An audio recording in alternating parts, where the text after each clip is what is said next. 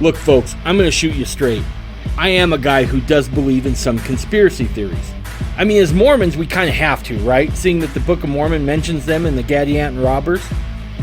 But every so often, a conspiracy theory comes along that just doesn't require a modest tinfoil hat, but like a whole room made of tinfoil. On this episode, we'll debunk one of those.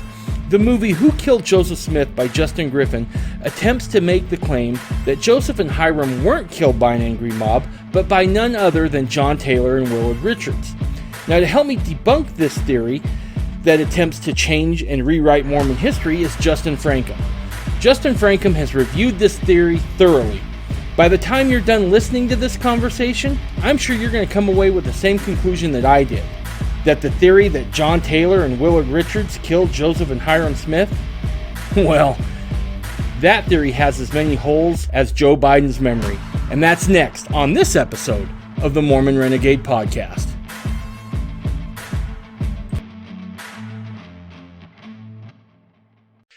I can't tell you, Justin, how thankful I am that you agreed to come on. This is one of those subjects that has weighed on my heart pretty heavily ever since I started this podcast, and something that I've been working hard towards finding. I reached out to Kimberly, and she recommended you specifically that you had a pretty good grasp on all this. I just can't tell you how much I appreciate you being here. It's an important subject. So, it's my pleasure.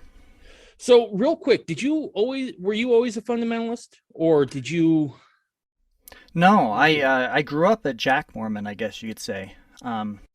Okay. And when I was around 18 years old, I mean, my parents, they were married in the temple and then kind of went inactive, and I just would become active in church long enough to, get baptized and kind of slip away, go back at the priesthood, just kind of slip in and out of activity. And when I was 18, though, I mean, my mom had told me about missions. And I just always grew up just thinking, that's something that I'm supposed to do. So when I was 18, I thought, well, man, if I'm going to serve a mission, I need to know what that is and how to do it. So I started going back to church, back to the LDS church, and became active and ended up getting ready and serving a full-time mission. Where'd you go? South Korea. Oh, wow. South Korea, Daegu mission.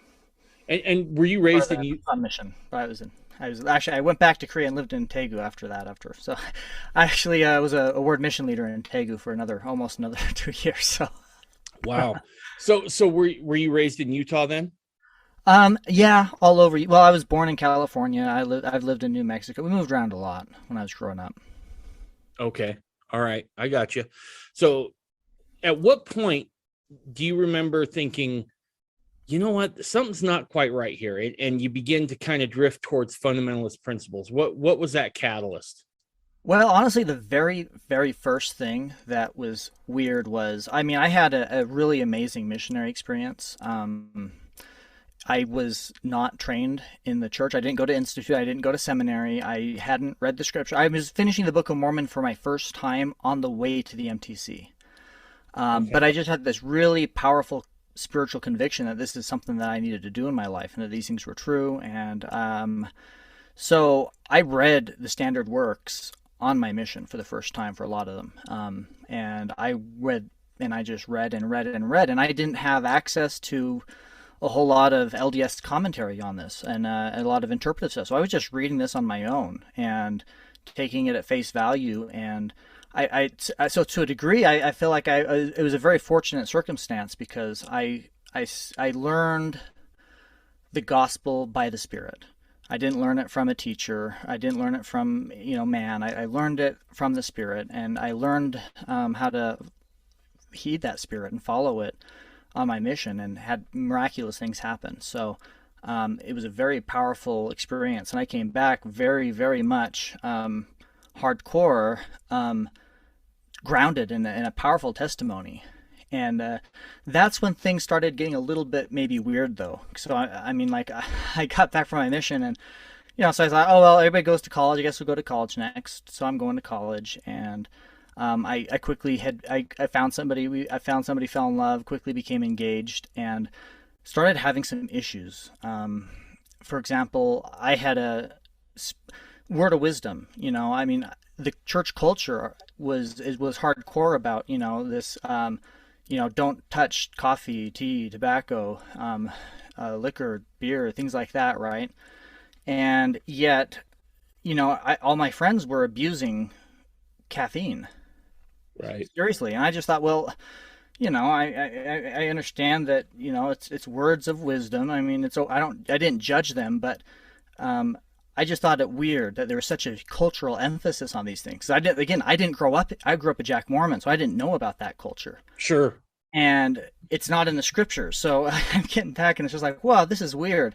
And then I ran into issues because I didn't know what I believed. My dad's a liberal, and my grandpa was a conservative, and I grew up living with both of them quite a lot. I bet you And Thanksgiving was interesting around your place as a kid, wasn't it? oh yes, yes. So my dad and grandpa could not talk to each other about politics, but I could talk Gotcha. to both of them about politics. I took a rational perspective of, well, I understand where you're coming from. I can understand where both of them were coming from. And Sure. as I started solidifying my own beliefs, though, 9/11 happened while I was on my mission, and I got Oh, back, wow. and America was different, and not in a good way, a Right. very, very dark way. And I started looking into stuff, and I was not happy about the war at the time. And I didn't get it. I was not shocked with this 9/11 thing to be convinced that we needed to go to war in Iraq. And so, I mean, I'm back, and everybody's like pro Iraq war, and I'm just like, no, this doesn't seem right. This doesn't seem right at all. Seems Right. really, really wrong. And everybody starts accusing me of being a liberal. I'm like, well, I guess I'm a liberal then, because I don't like this. I don't like what George W. Bush is doing with the country. I don't like this war. Sure. Um, but at the same time, I didn't like the a lot of these liberal ideas either, because I found them contrary to the gospel, at least the Right. gospel as I had learned it. So I found myself kind of in a more of a libertarian constitutionalist perspective, and that was kind of, I could be friends with everybody, but at the same time nobody really agreed with me politically. And that was the thing, because I suddenly found myself really ostracized living in Utah. And Yeah. like I said, I was engaged, and she broke it off with me. She broke off our engagement to a large degree because I had doubts about George W. Bush, and she knew that he was a righteous, good man. Wow. And I mean, yeah, and I just realized, okay, I don't like this culture. I love the gospel, but I don't like this culture, and Right. this culture doesn't suit me. It doesn't allow people to think. I mean, like, all this criticism against word of wisdom, people violating this interpretation of the word of wisdom, and yet they're in my eyes, they're kind of violating the spirit of it, and that's Sure. okay. But they're totally fine judging and ostracizing everybody else for this, and it just, the hypocrisy of it just started really bothering me. And I became more and more libertarian, conservative, constitutionalist. I studied liberal arts, and so just studying the founding fathers, the early history of the country, economics, and all that kind of stuff. And I had a very, very, I guess, different view. And I got involved heavily in the Ron Paul revolution in Yep. 2008, I believe. Mm-hmm. Yep. Yep. And yeah, and so, but I was in the minority, because Gotcha. Yeah. everybody else was either they're pro, what was it, Mitt Romney or McCain, I think, or it was Obama and Hillary, and I just like, I'm like, I don't like either of those options. Right. I've always said, as far as, and I think this carries over to the gospel as well, right? When you start asking the right questions, that's when people get nervous, right? And I've always said, I kind of use the whole um, gay marriage thing. Again, I believe that God ordained heterosexual marriage, right? Absolutely. Having said that, when someone says, should gay marriage be legal? My answer is, should any marriage be legal?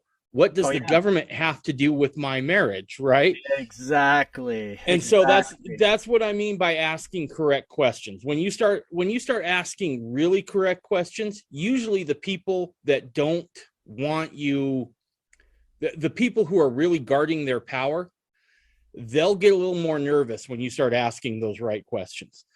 So anyway, let's go back. So yeah. So I basically over time, I found myself drifting more and more from the mainstream church, which Okay. is perspective politically, because I felt a very strong calling to defending liberty in this country, Mm-hmm. protecting the Second Amendment, protecting religious rights, and also I'm a very principled person. I didn't buy into identity politics, and so everybody else would jump on bandwagons. Where to me it was like, well, no, it's got to line up with my values. Right. And so I just kind of found myself more and more ostracized. But I was actively working to try to promote correct and good things. And time again, it suddenly became I found myself in a contrary role to the church's efforts. Or I found the church's efforts to be contradicting and fighting against my efforts to preserve liberty and freedom in this country. And Right. that and eventually, I mean, and there I mean at the time I'd always rationalize it. It's just like, well, they have to do that, or there's some rogue agent in control of the PR department, or I had a million excuses, and they just kind of helped me keep this cognitive dissonance at bay because here's the thing, I am rock solid on my testimony of the restoration, absolutely rock solid. And I didn't understand. I bought into some Kool-Aid on my mission, I guess, in that I was taught that, well, if the Book of Mormon is true, then Joseph Smith was a true prophet, and if Joseph Smith was a true prophet, then this line of secession means that all the way up to Thomas S. Monson or President Nelson, that means that they're true prophets as well. And I didn't see any holes or flaws in that kind of logic or thinking at the time. So I was kind of bought into that, and so I'm trying to reconcile my personal efforts. And I remember when there was that the FLDS raid in Texas. Where was that? That was down outside of Waco a little ways, if I'm not Yeah, mistaken. That was for the Yearning for Zion Ranch. yeah. And I mean, here's the thing. I mean, at the time, I didn't know a whole lot about the FLDS, Mm-hmm. but I did know a lot about law. And what happened there was illegal. That was unconstitutional. What the You. police did Yep. was not founded. And I'm not saying that there wasn't problems or abuse happening there. I don't know. But regardless, the police have to have evidence of wrongdoing before they barge in, kidnap children, and start, hunting for a crime. That's not the way our government and our legal system is supposed to work. You should go listen to the episode Ben Schaefer and I did about Under the Banner of Heaven, and we talked a little bit about this. And Ben's an attorney by law, by profession, and he said the same thing. He said it was illegal. How they got the warrants were illegal. Yeah. And me And not so me I not being an attorney, and I'm like, well, it's probably a good thing they did go in, but we have to at least acknowledge that maybe it wasn't exactly legal what they did, right? I Yeah, mean, the approach wasn't legal, and right. I didn't know a whole lot about it, but there was this protest being organized against the government's actions on that. Mm-hmm. And at the time, I didn't. I mean, as far as I knew, the FLDS was the only fundamentalist Sure, branch of the church that I'd ever heard of. sure. And at the time, I thought they were probably completely wrong and an apostate. But when I'd heard about what had happened, and I think it might have been Schaefer who organized a protest at a Okay. jazz game when the Houston or whatever was playing in Salt Lake, and that was where that stuff had happened. And so there was a protest organized, and I mean, me and my best friend, we ended up going to that protest, not because not because we were pro polygamy or pro FLDS or pro fundamentalist, but just we were pro rule of law, and it had been violated, Right, right. and we were spit upon. It was crazy because I mean, we weren't even married at the time. Neither of us were married. We're single, and as all the Mormons are going into the game, and I mean, we're Mormon too, they're like spitting on us Right, and calling us all kinds of vile things. And I'm just like, oh my gosh, I'm just here because I think the government overstepped its bounds, and I'm not okay with that. right. And it was just I couldn't believe the culture and how we were being treated because we disagreed Gotcha. with what the government did. All of a sudden, we were being lumped in with what at the time I thought was also probably people sinning, and but nonetheless, that kind of attitude. I mean, even I mean, my perspective on homosexuality is that it's a sin, but I don't have anything against homosexual people. Uh, Right. I have issue with their political advocacies potentially, Sure. but I believe they should be. God gave them agency, I'm and I'm right there with you. I'm pro liberty. I'm pro agency. You do you, bro. But don't don't tell me that I have to condone your lifestyle, right? Or that I have to give my seal of approval. And realistically, if you're seeking my seal of approval, you're probably not real firm in your conviction that you're doing the right thing anyway, right? yeah, exactly. So I can that's kind of where I tend to stand on that stuff. So So you all found was not well, right? And things had right. been building up for a long time, and finally, and I had actually come across Denver Snuffer Okay. before he wrote "Passing the Heavenly Gift," and I had read some of his early books, and I didn't read all of them, but I read some of his early books and I actually liked them. I found them pretty inspired, and they had commentary on scriptures that I had received my own inspiration on that matched. And I'm like, okay, this guy. I'm like, okay, this guy's pretty inspired. I find, this guy kind of has received the same things that I've received in understanding a lot of these scriptures. That's pretty cool. But didn't think a whole lot about it. But then I recently had been married, and again, this stuff had been building for a long time, and in that, like, all my efforts, my political efforts, were always being stymied by the by the church. Ironically, it was the one who'd always Right. kind of step in and thwart my efforts at inspiring people to a more constitutional liberty type of perspective and mindset politically, and fighting against evil legislation and bad politicians and all that. And it was finally getting to me. And when Denver Snuffer's Passing the Heavenly Gift came out, I read it, and it kind of it confirmed a lot of stuff that had been bothering me for a long time. But at the same time, the book seemed really dark, and I something was wrong. I when I had read it, I'm like, okay, in some ways, I completely agree with what he says makes so much sense, especially the details and the facts. I thought, wow, this makes a ton of sense, but I felt a really, really dark presence as well, and I didn't like how I felt spiritually. Mm-hmm. There were some bad emotions too, but there were some uplifting emotions in that justification. Just like, oh, somebody else is saying, and agreeing with these things, and this isn't. He presents a narrative that possibly makes sense, and I found myself wanting to believe it, but at the same time, like I said, it wasn't an emotional. I felt a spiritual darkness from it, Right. and at the same time, I was praying for guidance and help, and I stumbled across some bookstore that was selling some of Ogden Kraut's books. Mm-hmm. And I happened to just stumble across these books. I bought one of them because it looked interesting, and I read it, and it blew me away. It was like the exact opposite of Passing the Heavenly Gift. It was inspiring. Right. It was empowering my testimony. It wasn't tearing down the church, but it was reinforcing the original principles that the gospel was restored upon.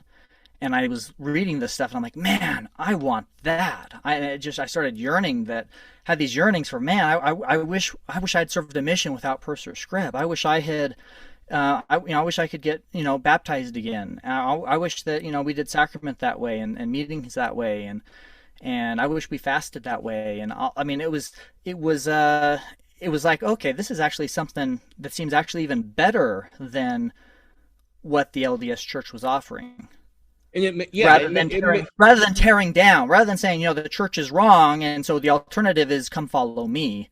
It was, well, maybe the church has gone astray to a degree, but here's how it used to be.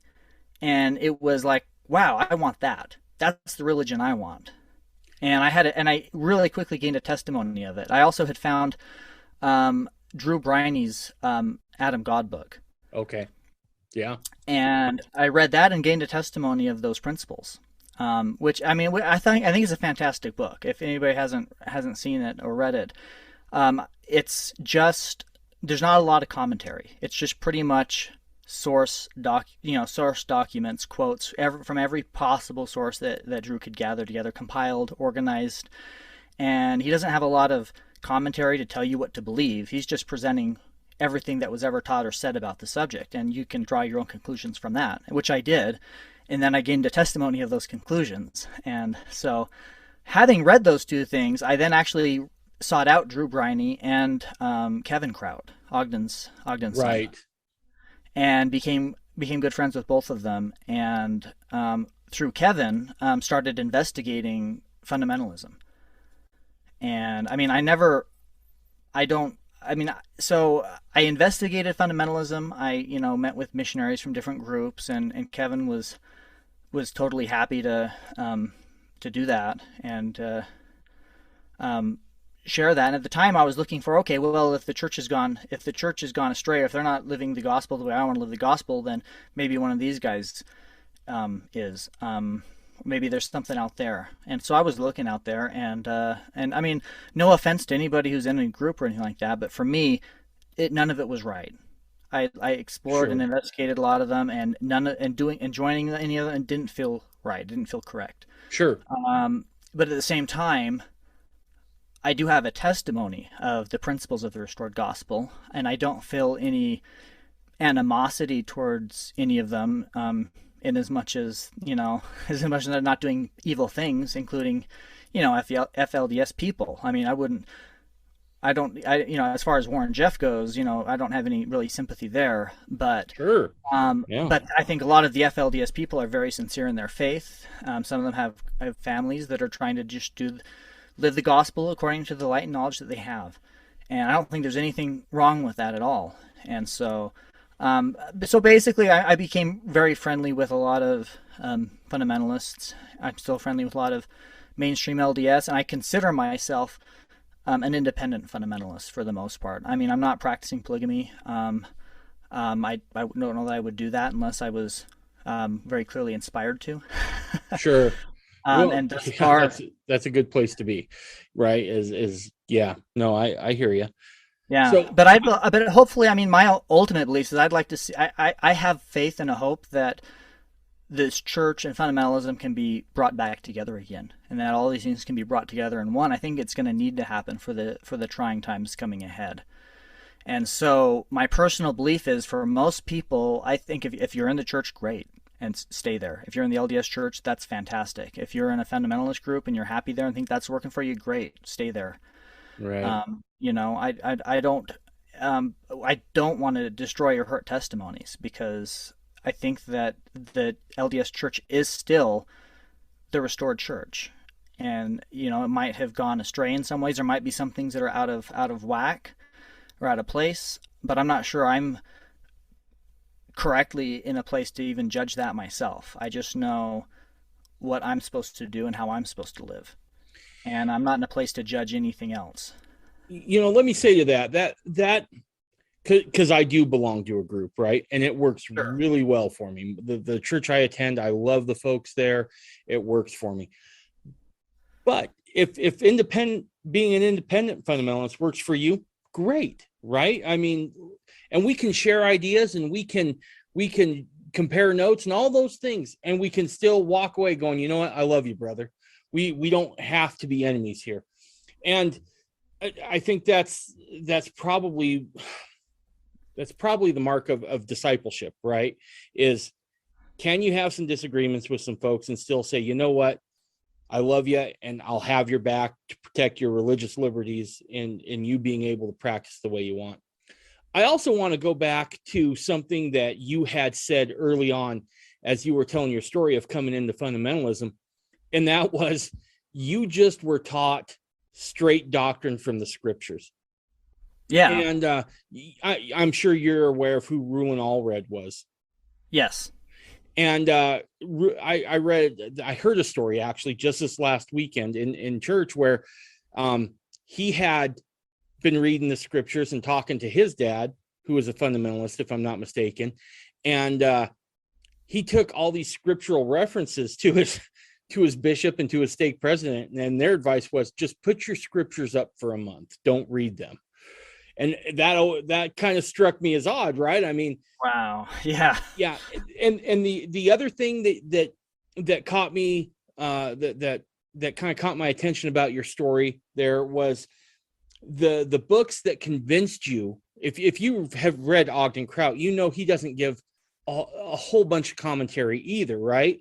Yeah. It's just straight fact. Same with Drew Briney and the Adam God book. That's just straight fact, right? They'll just let it speak for themselves. And I think that's going to be kind of an important overarching theme here as we start talking about what we're going to talk about today, right? Oh, absolutely. Yeah. Right. And that's the other thing too, is my education was liberal arts was about critical thinking. It's learning how right. to think for yourself. I studied philosophy, not because philosophy has it right, but because learning philosophy teaches you how to think, how to Right. analyze, how to look at things from different angles and judge and understand what kind of worldviews are out there, what kind of philosophies are out there. There's really nothing new. I mean, everything is just recycled from philosophies. They just go through the same cycles over and over again. Absolutely. And when you understand that, you see something come up like a Justin Griffin or Doctrine of Christ, and it's like, okay, I understand what's going on here. I understand this worldview. I've seen this before. I know how to analyze it. Exactly. And so I think this is a good spot to say this. This episode is about the movie Who Killed Joseph Smith. And it's done by a guy named Justin Griffin. Now, the reason I think that it jumped out at me that the books that appealed to you, that led you to this point where you were seeking truth, were books that just spit the facts at you, right? Here's what the gospel says. Here's what prophets have said. And it's up to you to infer. If you look at the movie that Justin Griffin made, he's got to make a lot of inferences there, right? He's got to put forth his own spin on it to get where it needs to go. Well, it's not just that these books didn't interpret for you. They were ultimately uplifting and positive in their message. They weren't trying to build themselves up by tearing down where the church is today. They didn't need to. All they needed to do was let's talk about what had been taught before. Let's talk about the gospel as it was lived 100 years ago. That's all. They didn't have to say this is wrong today, this is wrong today, this is wrong today, this is wrong today. And anybody can do that. Anybody can compile a list of all of these things that are wrong.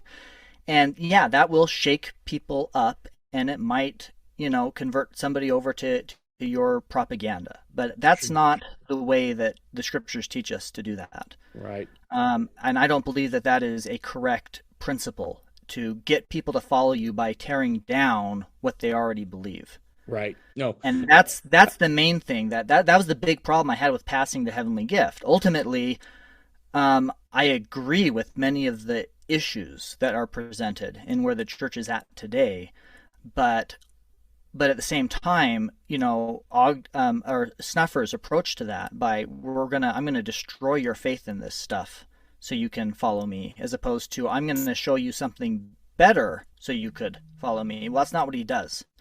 And that's not what Ogden does either. He doesn't want you to follow him, which I also really respect. He wasn't trying to build a church or a movement or his own organization. Or, he was just trying to preserve the information about the restoration.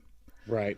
No, I couldn't agree with you more. So if anyone hasn't figured it out yet, this episode is about Justin Griffin and his movie Who Killed Joseph Smith. And before we dive into what the movie talks about and what the movie espouses, I think we need to look at Justin Griffin a little bit. From your knowledge, who is Justin Griffin? From what I understand, a somewhat wealthy, business owner who became involved with the Doctrine of Christ group, bought into their philosophies and their perspective on things, and then basically was able to put forth his resources and his interest to help their proselytory efforts by, putting together that documentary. And what's the Doctrine of Christ movement exactly? Because it sounds very innocuous, right? I mean, I don't think there's anybody who's a Mormon, period, whether you're in the LDS church or whether you're a fundamentalist who belongs to a different group, or an independent fundamentalist who doesn't say, well, the Doctrine of Christ, that sure sounds nice, right? That sounds like something I'm all for. So what is the Doctrine of Christ movement? So that's a great question. I don't know for sure. To me, my belief is that it is a somewhat of a, I guess I would say, a secret society. They've got an outward facing appearance, and then they've got their inner circle teachings.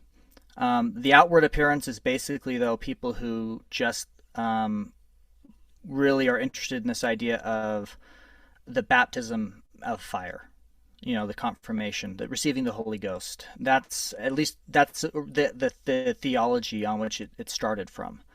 Now this grew out of the remnant movement of Denver Snuffer, correct? I'm not entirely sure, but theologically they're very similar. They're both based on the idea that the church has gone astray, and the church has been astray ever since Brigham Young, right? And that therefore everything after that is suspect and incorrect, and somebody needs to fix things and get the restoration back on track.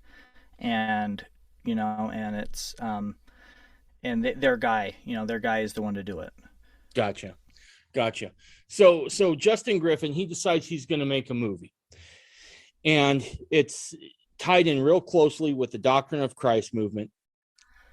Well, from what I understand, it was more designed as a proselytory tool for them, because they're bringing people into their group and their inner circle and stuff, and they're specifically targeting people who are mainstream LDS that are upset with things, that have concerns, that are like, well, I'm not okay with some of these things going on in the church. What's going on at BYU? This is making me uncomfortable. What's happening to our youth, and I'm not comfortable with this vaccine and the church's connections to these health mandates and all that COVID stuff, or gun. I mean, just whatever.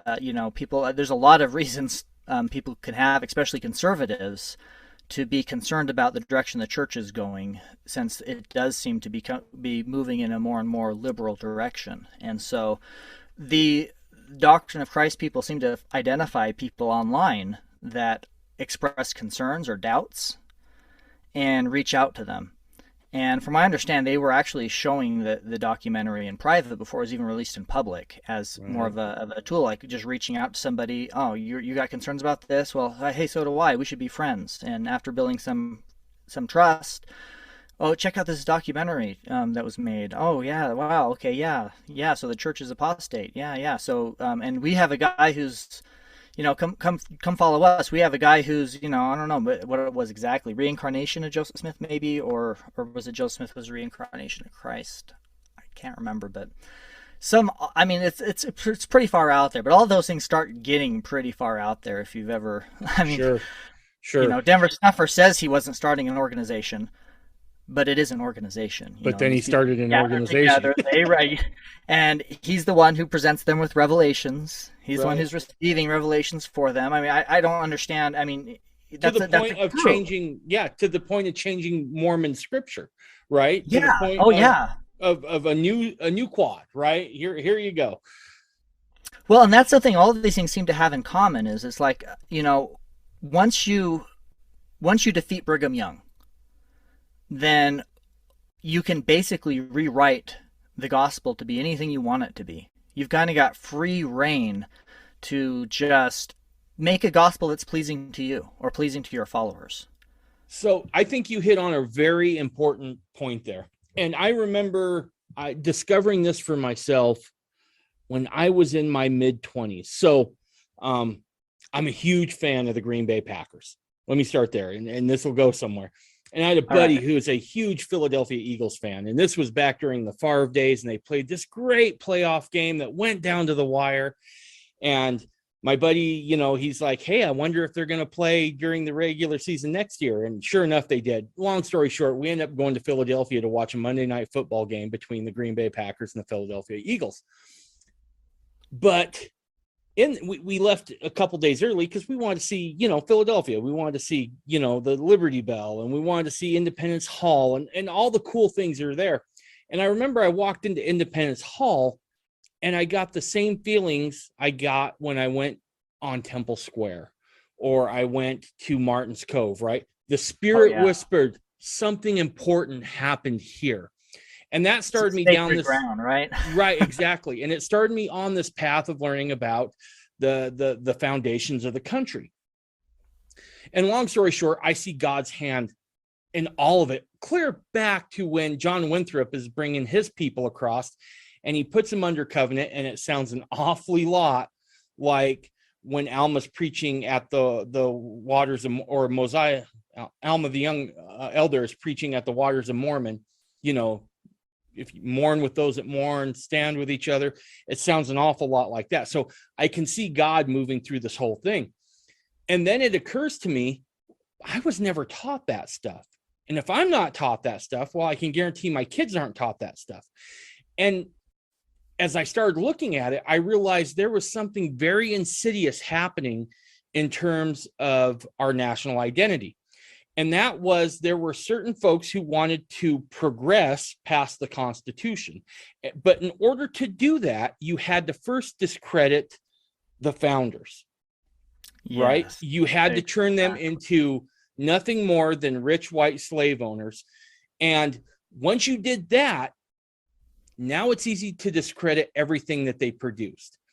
And what I think we're seeing with this remnant movement right now, or this Doctrine of Christ movement, that Justin Griffin is playing a huge role in, is not so much discredit Joseph Smith, but discredit Brigham Young. Because as you were saying, once you unanchor from Brigham Young, because Brigham lived longer, he's got more writings out there. And once you unanchor from that, well, now you can remake this to whatever you want it to be, just like you were saying. And I think we're seeing the same tactic at play. Let's discredit the early prophets. And in so doing, we can remake Mormonism into something that's closer to our own heart's desire.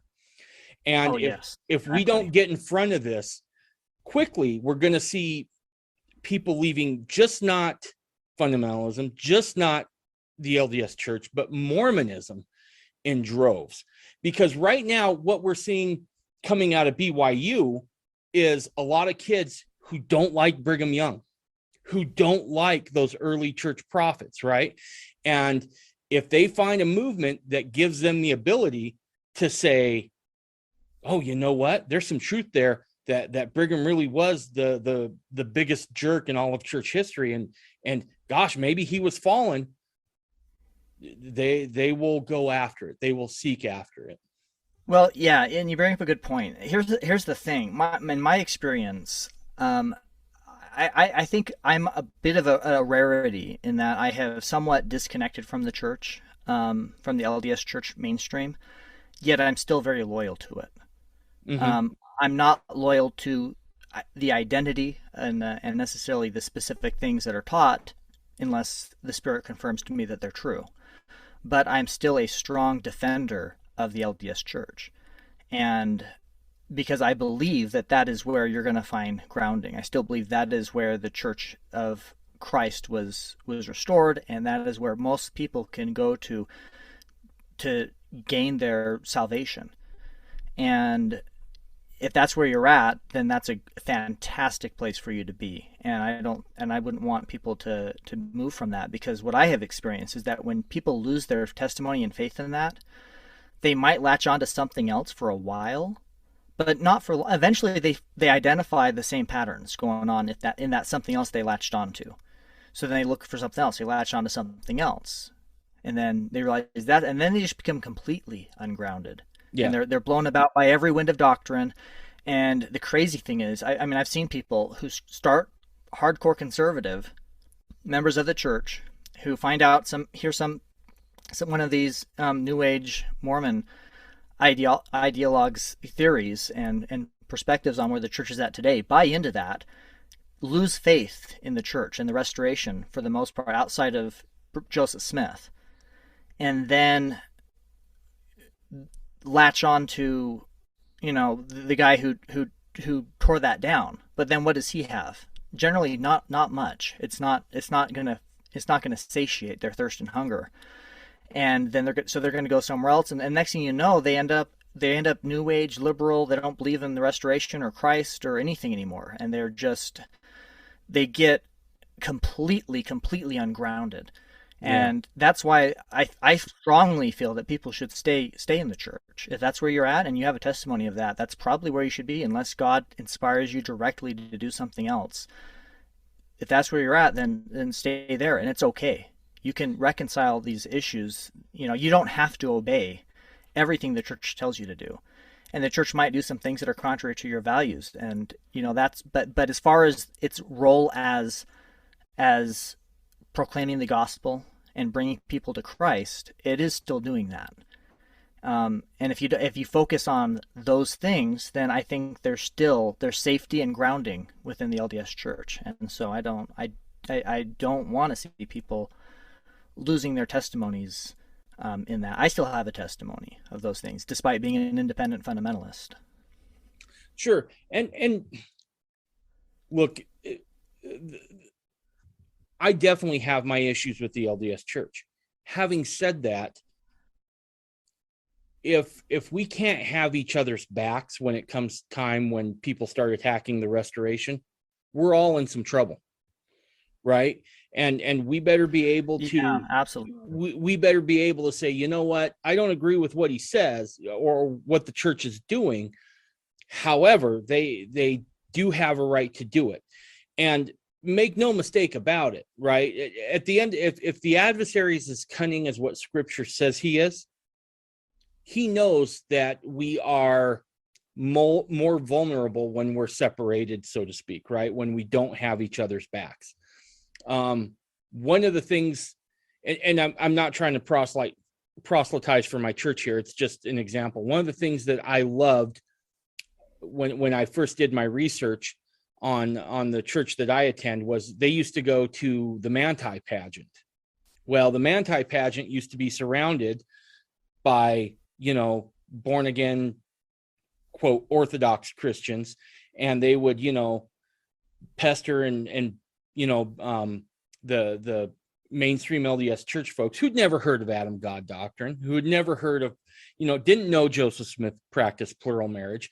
And so they would lambaste these people, and folks from the church that I attend would be there to actually answer those questions. And in some ways almost be a shield from what I could see, because they'd be like, oh yeah, no, we still believe that. We can, you and I can talk, right? And Yeah. and it's those sort of things where I feel like at times we have to have each other's backs, right? Absolutely. I don't have to agree with what the LDS Church is doing, and I can have profound theological differences. And I think it's important to realize too that fundamentalism isn't for everybody, right? I mean, Absolutely. and there's a reason there were 3 degrees of glory, right? Because there was going to be certain people who felt more comfortable living with a certain covenant, right? And so we don't have to hate each other. We can disagree vehemently and still walk away at the end of the day, slap high fives and say, you know what, you had a good point and I had a good point, and be cool. So I agree with you totally. So tell me a little bit about what this movie's about that Justin Griffin made. Yeah, well, it looks like it started out as a better version of the Carthage Conspiracy. If anybody's seen that, which is a documentary that ended up on YouTube, maybe, I don't know, 8-9 years ago. I think it was produced back in the 90s, though, by some RLDS fundamentalists, basically, that wanted to hold on to their beliefs that Joseph Smith never practiced polygamy. Because, of course, the RLDS Church became the Community of Christ and eventually kind of said, okay, we give up. Joseph Smith practiced polygamy. We were wrong on that, and we're just going to become a standard Christian denomination, I think, but keep the Book of Mormon or something like that. I don't know a whole lot about church, Community of Christ, but I do know that some of the RLDS wanted to hang on to their beliefs and they put together this documentary called Carthage Conspiracy. And from what I understand, that is the very first time this idea was presented, that Brigham Young was the one who masterminded a coup and used John Taylor and Willard Richards to have Joseph Smith assassinated, so that they could take control and power and overthrow the church and implement, polygamy and all these things and make all these changes. So that's what was presented. And I watched at the time, and I thought it was, I think they were sincere. And that's the thing, I don't have a huge issue with people who believe different from me when they're sincere about it. And so I didn't really take issue. I mean, I think these people really believed what they believed. And to me, I thought the theories were pretty outrageous and absurd. I thought their evidence, well, I knew their evidence was pretty dang weak. They basically didn't know they admit to this in Carthage Conspiracy, that these guys don't know anything about firearms and ballistics. Right. And that they researched it expressly for this presentation, where they show that it was impossible for the mob to have killed Joseph Smith and Hyrum. And they present these angles and this ballistic evidence, and it's actually very incomplete. It's been so long, I don't remember the details, but I do absolutely remember at the time.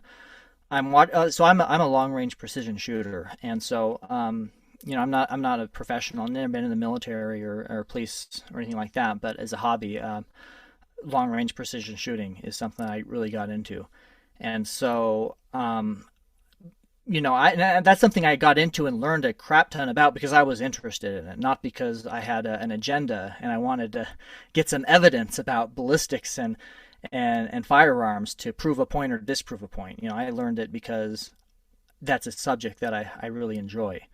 So taking my broader knowledge of firearms and ballistics and these angles and what they were claiming in Carthage Conspiracy, I'm just like, this is absurd. This is absolutely absurd. These angles are completely feasible. These guys don't know what they're talking about. But I didn't feel inspired to contradict them either, necessarily, even though I knew some people who had watched that kind of got sucked in, just because these were just some guys presenting their sincere belief, and I kind of felt bad for them, to be honest, just because they're kind of grasping at straws, trying to hold on to their religious tradition, essentially, And I didn't feel a need to necessarily attack that. And if, I suppose maybe they, damaged some people's testimonies, but I mean, I believe to a certain degree, we are responsible for, our own beliefs. I mean, this is a principle of life, is that God wants us to have agency, and he will give us evidence to support a belief in anything we choose to believe. If we want to believe the earth is flat, then, the Lord will let us find things that will convince us that the earth is flat. If we have miracles in our lives like Laman and Lemuel, and we don't want to accept them and believe them, there's going to be some excuse or something brought to our mind, or when the experience has passed, some question or doubt that will fill in, and we'll wonder, well, was that, did Nephi really miraculously loose himself from those bonds? Was it God that did that, or did I just tie those knots poorly? Right. Maybe it wasn't God. Maybe that was just, God will let us believe whatever we want to believe. But if we want to know the truth and really believe the truth, then of course we have to subject our will to God, and there's no other way around it. So, to a certain degree, people that want to believe that John Taylor and Willard Richards murdered Joseph Smith and Hyrum, if you really want to believe that, I'll never be able to prove otherwise. Nobody ever will, because God's going to respect your agency enough to allow your mind to come up with some excuse to be able to believe that. Right. And I think I read a great quote by Thomas Jefferson once before I ever joined the LDS Church or discovered Mormonism. And it always stuck with me. And it said, question with boldness the very idea of God, because surely if God exists, he would prefer honest questionings to blindfolded fear. Right. And so I think the honest dealer always starts with the supposition of, I'm going to find out what's true, and I'm going to follow truth no matter where it lies. If we have a preconceived notion and then we start looking for evidences that support that preconceived notion, we can come up with all sorts of things, right? If I wanted to believe that the earth is, really looked after by the flying spaghetti monster, I'm sure I can find enough ragu and spaghetti as evidence to say he's out there, right? Oh yeah. So Well, and the sad thing is, I mean, so first of all, the government education system does not train people to think critically. no. I mean, despite the claims of critical theory is not actually about teaching kids to think critically. It's about turning kids against their parents. Yep. Absolutely. Which, if you actually study Dewey, that was the whole point of public education in the first place, was to corrupt the children's morals away from that of their parents. I believe our first, quote, intellectual president of the country, the president who was an educator by profession, was a scholar, so to speak. He was Woodrow Wilson, and he said the point of higher education is to make a child as least like his father as possible. Mm-hmm. And so I find that to be true. So, but unfortunately, the church, the LDS church, has also chosen to go a direction that does not inspire critical thinking either. Right. It does not encourage asking questions. Right. And unfortunately, and I understand why. I don't think it's out of this malice. Like, I believe the government's doing this out of malice. I think the church is doing it out of fear. It's fear that people will lose their if they start questioning things, then they'll lose their testimony on things, and that is a possibility. That is always a possibility. But if you don't have some environment to start questioning things, somebody smarter than you eventually will come along and be able to manipulate you. And so it's so important to me that you do learn how to think critically and how to analyze and discern. Somebody says something, is it true or false? How do you determine? Right. What different ways can you look at this from to judge for yourself whether this is right or if this is wrong? And unfortunately, the church kind of preaches an eschatology of emotionalism in the end. Right. And if it touches your heart, then it's true. And if it doesn't touch your heart, or if you have a negative emotion, it's a bad thing. And I mean, I think that's a substitute for the Spirit. I mean, I've had the Spirit inspire me plenty of times with very dark feelings of danger. Don't go there. Right. Something's wrong with the kid. Those aren't positive, happy feelings. Those are right. These are like, well, man, I can't get this out of my head, and I'm really freaking out, and I'm worried, and I go and I check, and the kid's about to, wander into a ditch or something, or in the road, and so you can't just look at it from an emotional perspective. The true Spirit can bring emotion, but it doesn't always bring emotion, and it's really easy to confuse the two. It is, and I think that whole idea of, positive versus negative emotion also lends itself to the preaching of a kind of prosperity gospel, right? Yes, that if you're doing what you're supposed to, God's going to make you rich, and just like Job. Yeah, and exactly.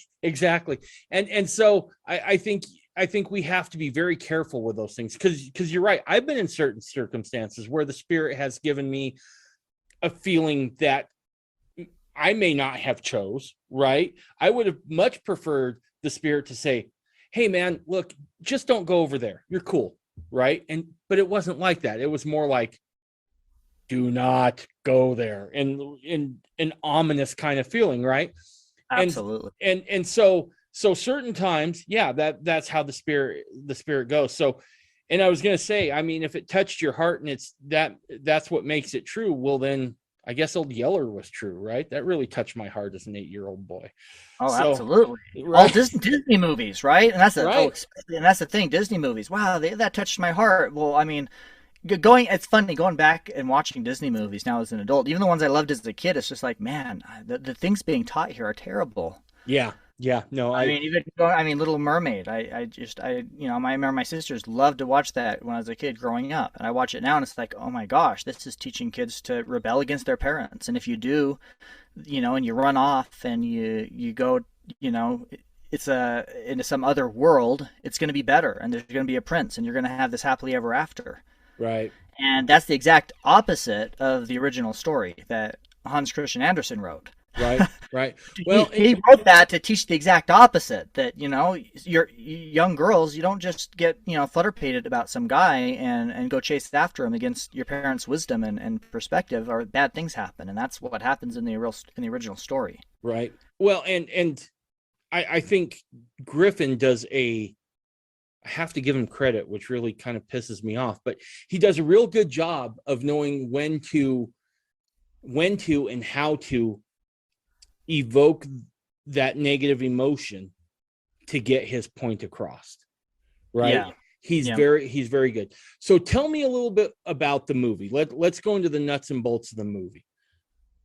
Yeah. Well, the premise is pretty simple. He's just your average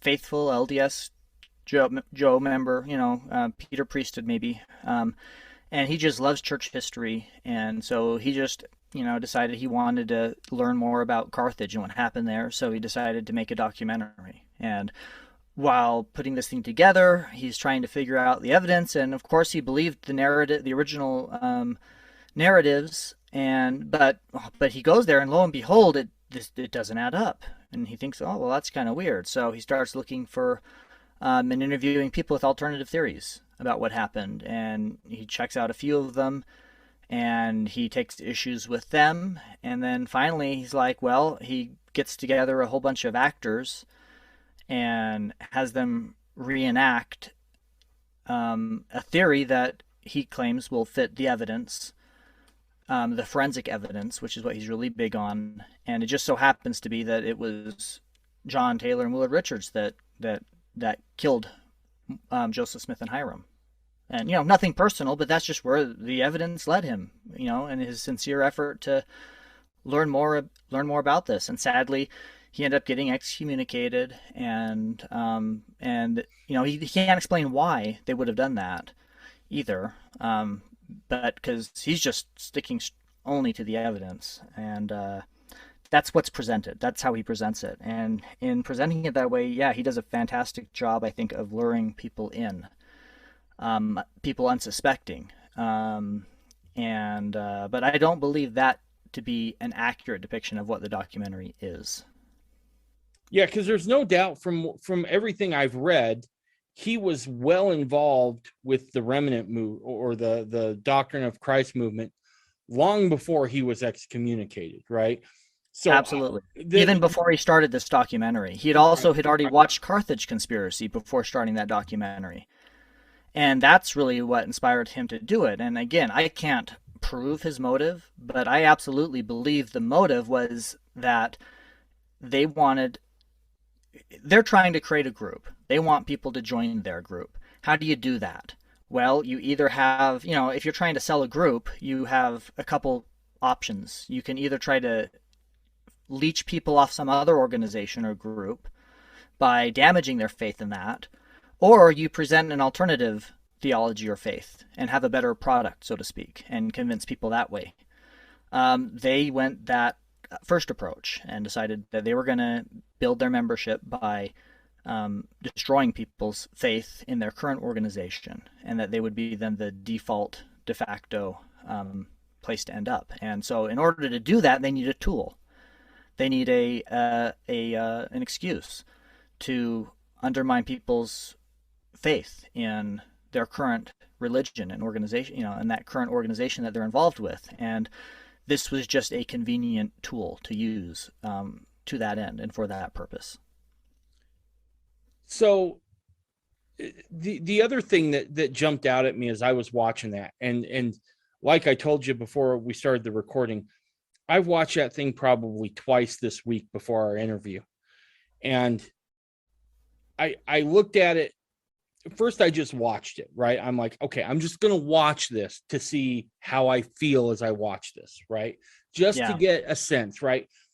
Try to push out as much of my own dogma, if you will, as possible, and just watch it with open eyes. And as I did that, I could see where it would be compelling to somebody, especially if those folks didn't like early church history, right? Yeah. This would be compelling because this tells a story of Joseph Smith had it right, which he did. 100% Joseph Smith is a prophet of this restoration. But those guys that came directly after him, boy, they were corrupt, right? And so it draws this emotion out of angst, if you will, at the current church situation. Certainly, I have my angst when it comes to this current church situation. I came to a different conclusion, but maybe if you were a little on the progressive side, right? Maybe if you didn't like Brigham Young, maybe if you didn't like John Taylor and some of the things they said, this gives you a very easy out, right? There is someone there to catch you with open arms. And Okay. they even go on. I read some other things on Justin Griffin that said that he's even a denier that Joseph Smith practiced plural marriage, right? So they've done a real good job in constructing even a different Joseph Smith that would be more palatable to. Oh yeah, it's pleasing doctrines. It's pleasing doctrines that tickle the ears, right? And yeah. Exactly. So you made it a really good point there. You mentioned you called it progressive, and I wouldn't actually. I kind of like the word progressive in a sense, in a more holistic perspective. I believe that Joseph Smith was progressive. The outstanding perspective of the day was that, it was this Holy Trinity, and Joseph Smith turned that on its head. It was monogamy. Joseph Smith turned that on its head. Joseph Smith was that you cannot connect with God, and Joseph Smith says, no, you can have visions, and you can receive angelic visitors. And I mean, Joseph Smith really was progressive from a perspective of the very conservative Christianity of that day. What I would say is these people are actually more woke. And it's so funny because they don't even understand that because these people believe, a lot of these people believe that they're very, very conservative, and that's particularly who they're targeting, because those are the people who have the biggest issues with where the church is going, and are the easiest to because of that, the easiest to lead astray, because it's really easy to point that, well, the church is going liberal on this, and you don't share those values, so you already have that creates that angst that they prey upon. But the reality is it's actually very, very woke. And I mean, we already mentioned one of them. It's the critical theory. It is this idea of we're going to go back and change history. We're going to rewrite and redefine history to be what we want it to be for our own agenda. So the critical theory goes back. You have like the 1619 Project.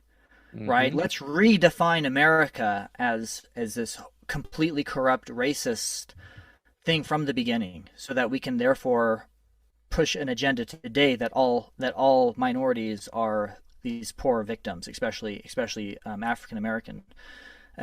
African Americans are victims and can never and always will be, and that reparations are necessary, and therefore whiteness is bad, and especially the founding fathers and everything that they built is corrupt and tainted because it was built upon this racism.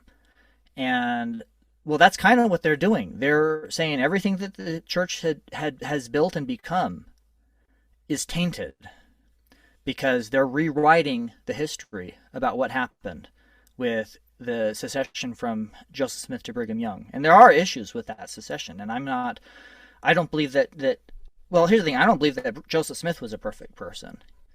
Right. I don't believe that Brigham Young was a perfect person. I think both of them made mistakes.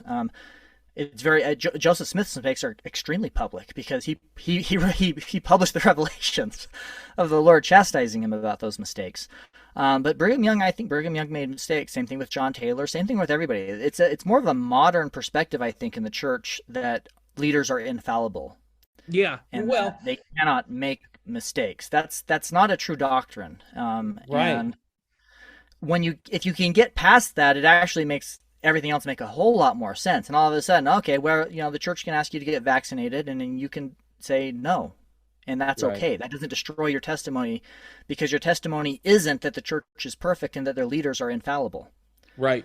But if you do have that belief, and they're trying to hold on to that, basically. Joseph Smith was perfect and infallible, but we can find some flaws in Brigham Young and things we don't like in Brigham Young. So that gives them the opportunity to rewrite it. So first of all, there's the critical theory perspective on all of this, which is very woke.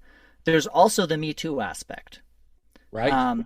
in that Emma Smith claims, and it's kind of reverse, but nonetheless, it's, Emma Smith claims that Joseph Smith did not practice polygamy.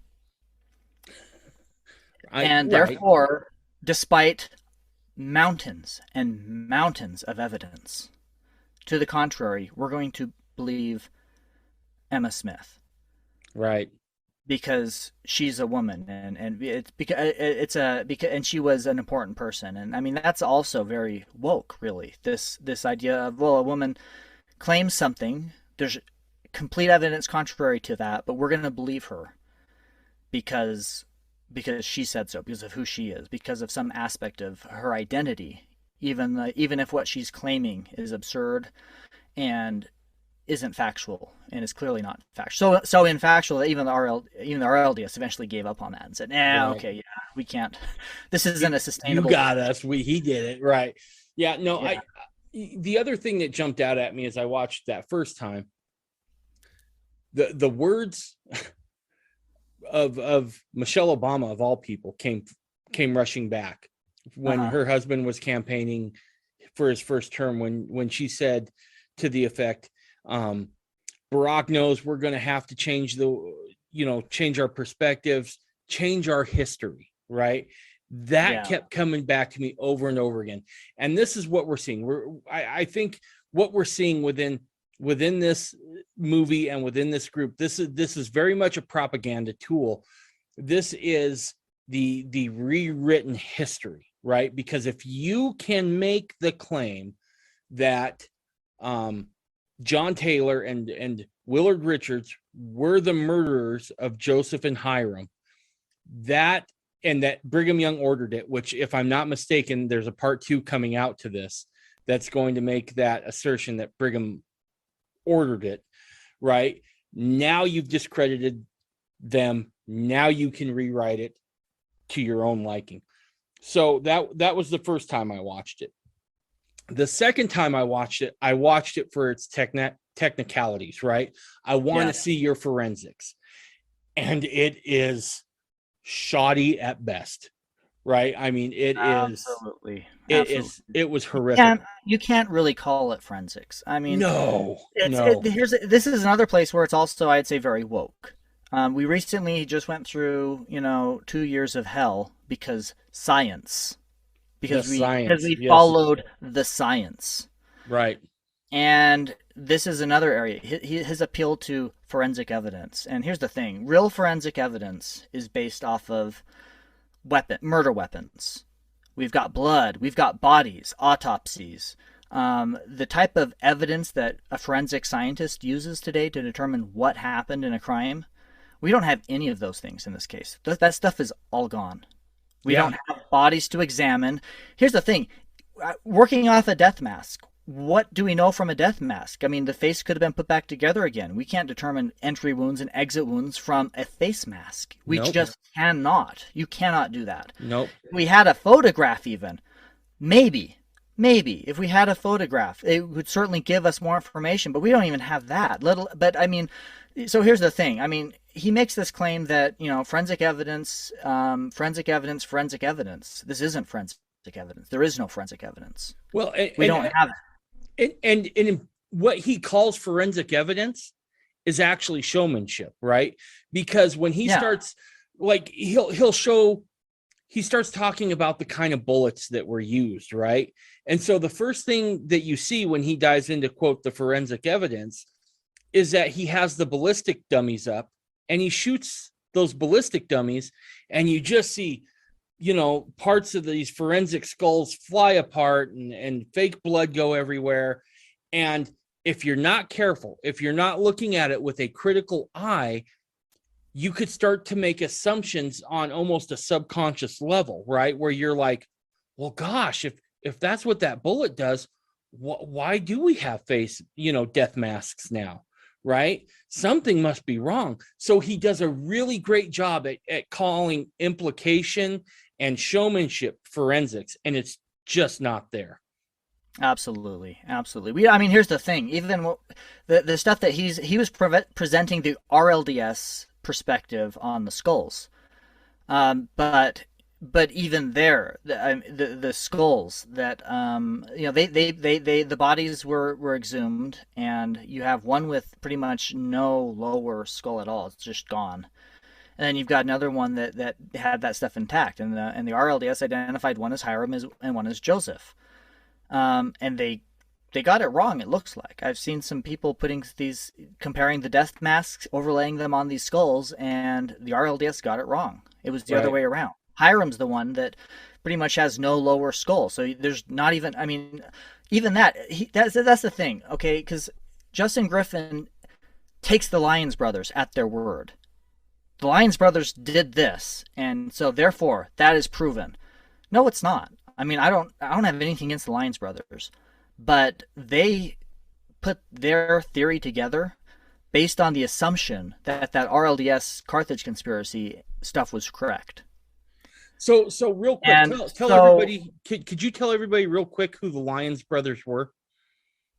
I actually don't know a whole lot about them. From what I understand, they were just apologists, LDS apologists that wanted to defend John Taylor and Willard Richards' good name in defense of the Carthage conspiracy theory that was put out there. That's pretty well sums it up. But from what I understand, though, is that they accepted the Carthage conspiracy evidence at face value themselves. And they said, okay, if those angles are impossible, then, and working from that, they put together a new theory. They didn't question that the Carthage conspiracy was correct in these angles being impossible, though. And so that's the thing. This is why you cannot, without actual real forensic evidence, it's all speculation. And you can't start with any assumptions. And so they have their theory based off of some potentially false assumptions. Right. Which makes their stuff full of potentially false assumptions. And then Griffin can come along and he can cherry pick from the false assumptions in the Lyons brothers thing. And this one is I agree with. And I'm going to say that this is a fact because they did something here. And I like where this goes because this fits the narrative I want to support. But what they said here, that would contradict the story that I want to tell. So I'm going to say that is incorrect. But what they said here, it's irrefutable. Well, he didn't verify it.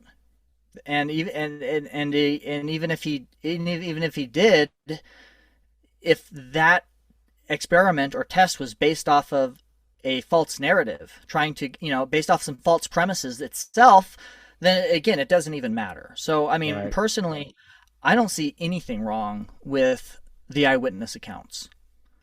Right. Yes, there are some issues with it, but here's the thing. It's just like the movies. Like, in the movies, there's this silly trope that, you got the good guy who's counting bullets.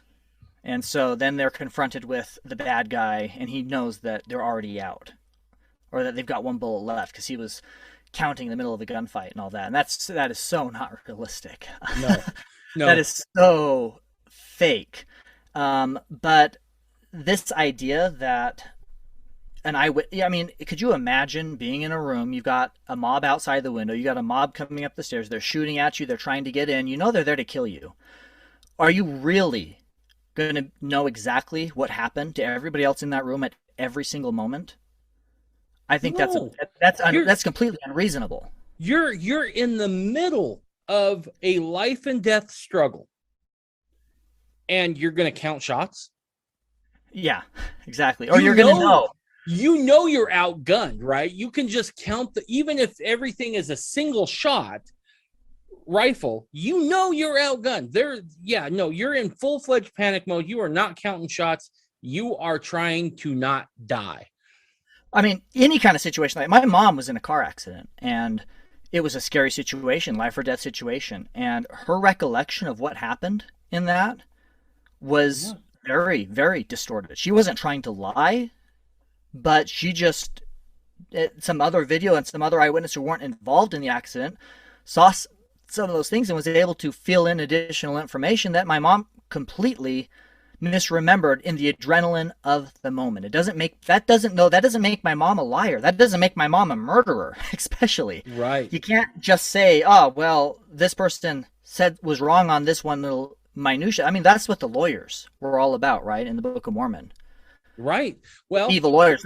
We're going to catch you in a lie. We're going to find some small little thing that's incorrect, and we're going to use that to suddenly pin this crime on you or to throw you under the bus. And that's unfortunately a lot of what I see a huge problem in our legal system today as well.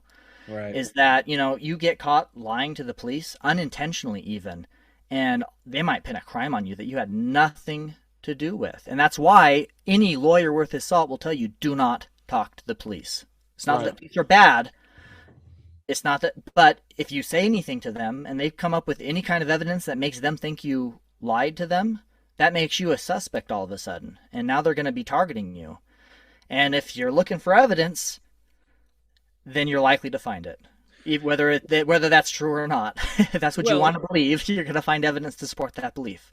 Well, and here's the thing. If we used Justin Smith's line of thinking, we would have to throw out the Bible, right? The four Gospels, especially in the New Testament.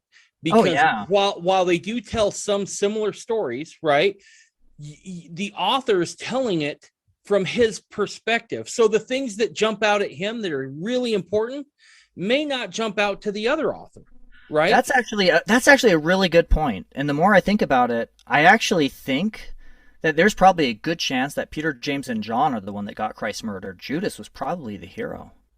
You're probably right. Yeah. Because I can find discrepancies in what Peter James, I mean, between what the not Peter James, but between what, and Mark and John and what they wrote at Matthew.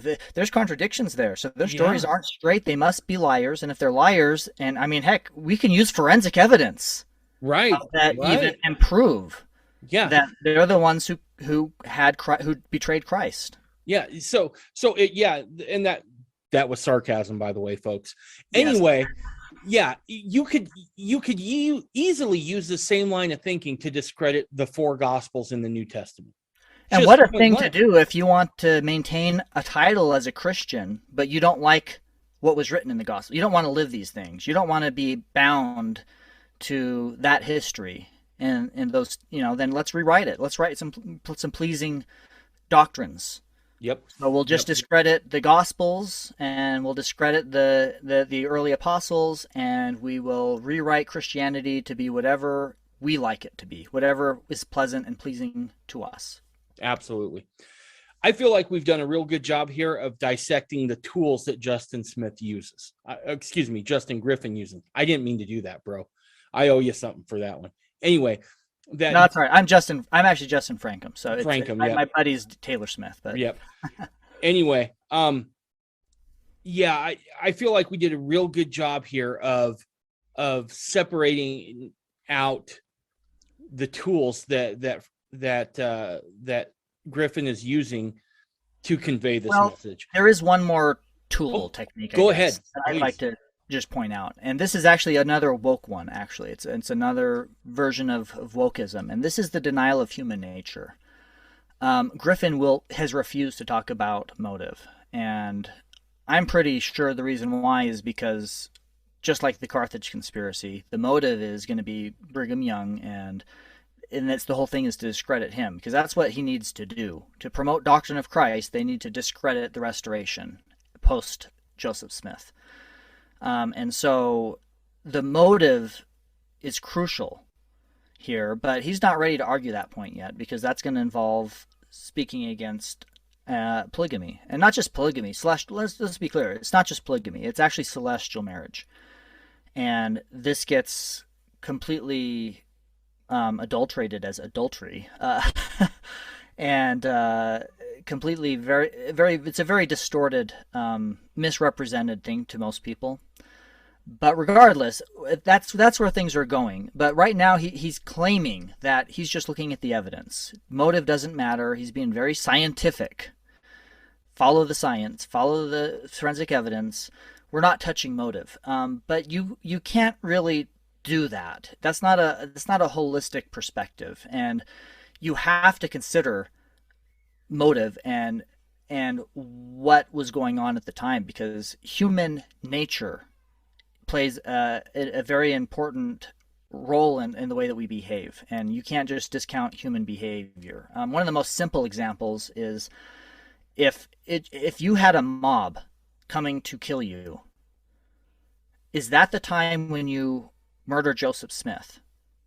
I mean, unless the mob was specifically working with John Taylor and Willard Richard, then after they killed Joseph Smith and Hyrum, that mob was going to kill them too, as far as they knew. If the Carthage Greys hadn't showed up and scattered the mob when they had, that mob, I mean, they would have kept going. Absolutely. And so unless they were in on it together, then why on earth would you choose that time to take out Joseph Smith and Hyrum? That's like the worst possible time. Right. But see, that doesn't speak to the forensic evidence. That speaks to the human evidence. That speaks to the reality of the situation. And that's an aspect that you can't take away. To a large degree, I liken this to a communist approach. Right. Communism just looks at the facts. The facts are that if you work 100% of your capacity, you're going to produce this much. If that person works, and you go through that, and everybody's working at 100% capacity, everybody's going to produce this X amount of resources. If we redistribute those resources, there's going to be enough for everybody and to spare. Therefore, looking at the scientific forensic evidence of redistribution of wealth, it should work. It's valid. But they don't take into and that's what communists. Nature. Yeah. Yeah, but they don't take into account human nature. And that's the same thing. That's another thing that Justin Griffin is denying, is the human nature aspect of the story. He strips it out because there is no possible way to rearrange these different groups of people with their different motives and their different situations they were in to make it make sense. There's no way to reconcile it. And outside of the actual first-hand testimony of a mob coming and killing Joseph Smith and Hyrum, trying to destroy the church. Right. Well, I think you also miss another big point. If he would have disclosed motive right there, what was he going to do for a sequel? I mean, he's got to have a sequel, right? I mean, you can't just shoot your shot once. I mean, you got to be able to come back to the table to make another one. So absolutely. Yeah. No, that's great. Yeah, no, I couldn't agree with you more. I have here a list of things that I compiled that Justin Griffin makes mention of as his, quote, forensic evidence. And I want to go over just a few of them. Are you okay with that? Now, I want to get your rebuttal. Mm-hmm. One of the first scenes in the movie is him standing outside of Carthage jail, because the traditional account is that you had a mob on the outside and you had mob members coming on the inside, and that they were shooting through the window and through the door as well. And Justin Griffin says, I don't see any musket shot on the outside of the jail. How would you respond to that? Well, it wasn't the Alamo. If the mob was 100 yards away from that window, shooting at the window, which is about a reasonable distance for them to be,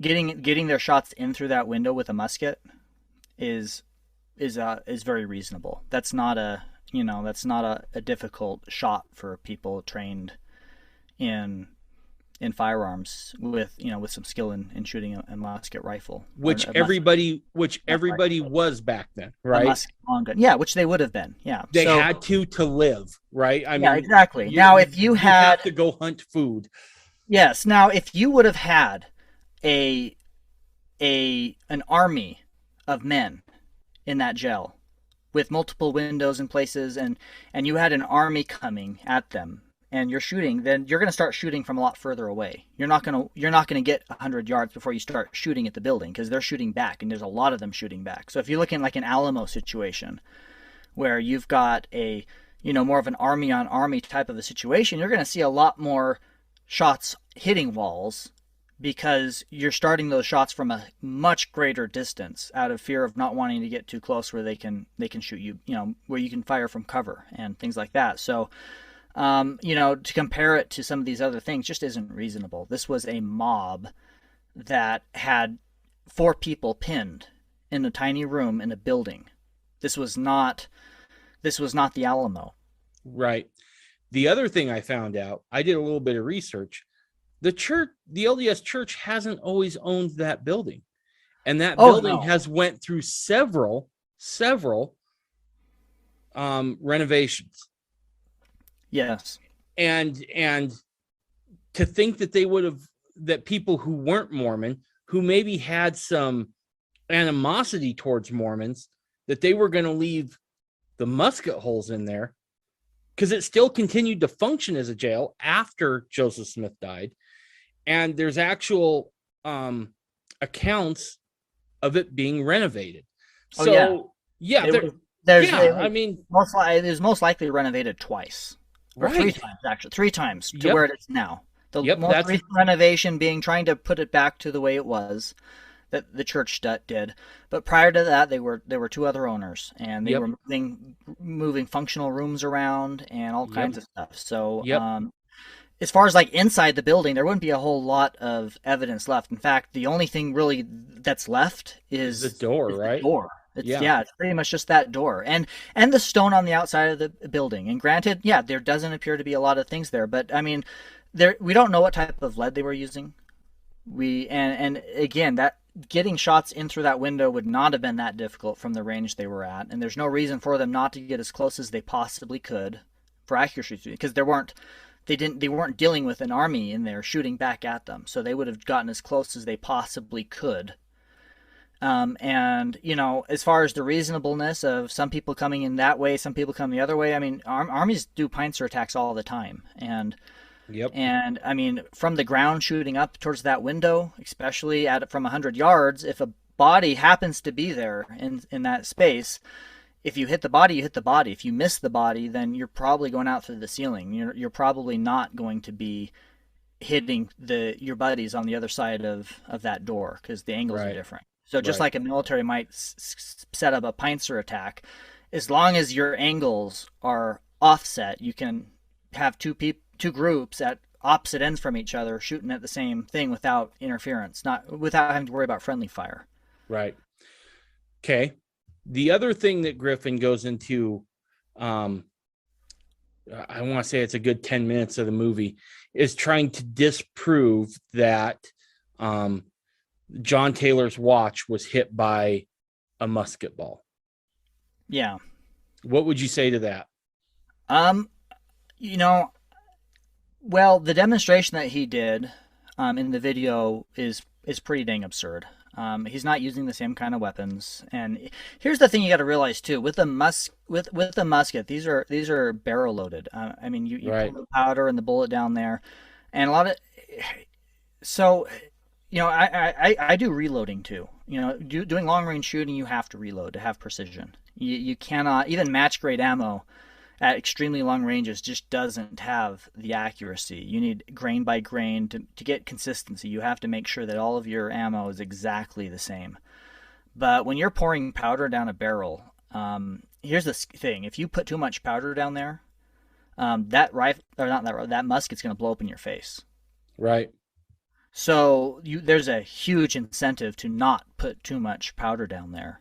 Especially if you intend to be shooting at closer ranges. If you're not going after a fortified building with an army that's going to be shooting back, if that's the situation, maybe you're going to end up with some hotter loads so you can shoot from further away and not have to put yourself at greater risk. But if you're just a mob and you're showing up there and you're going to be shooting in through a window, there's really no reason to pour tons of powder down there. And so, frankly, we don't know what happened.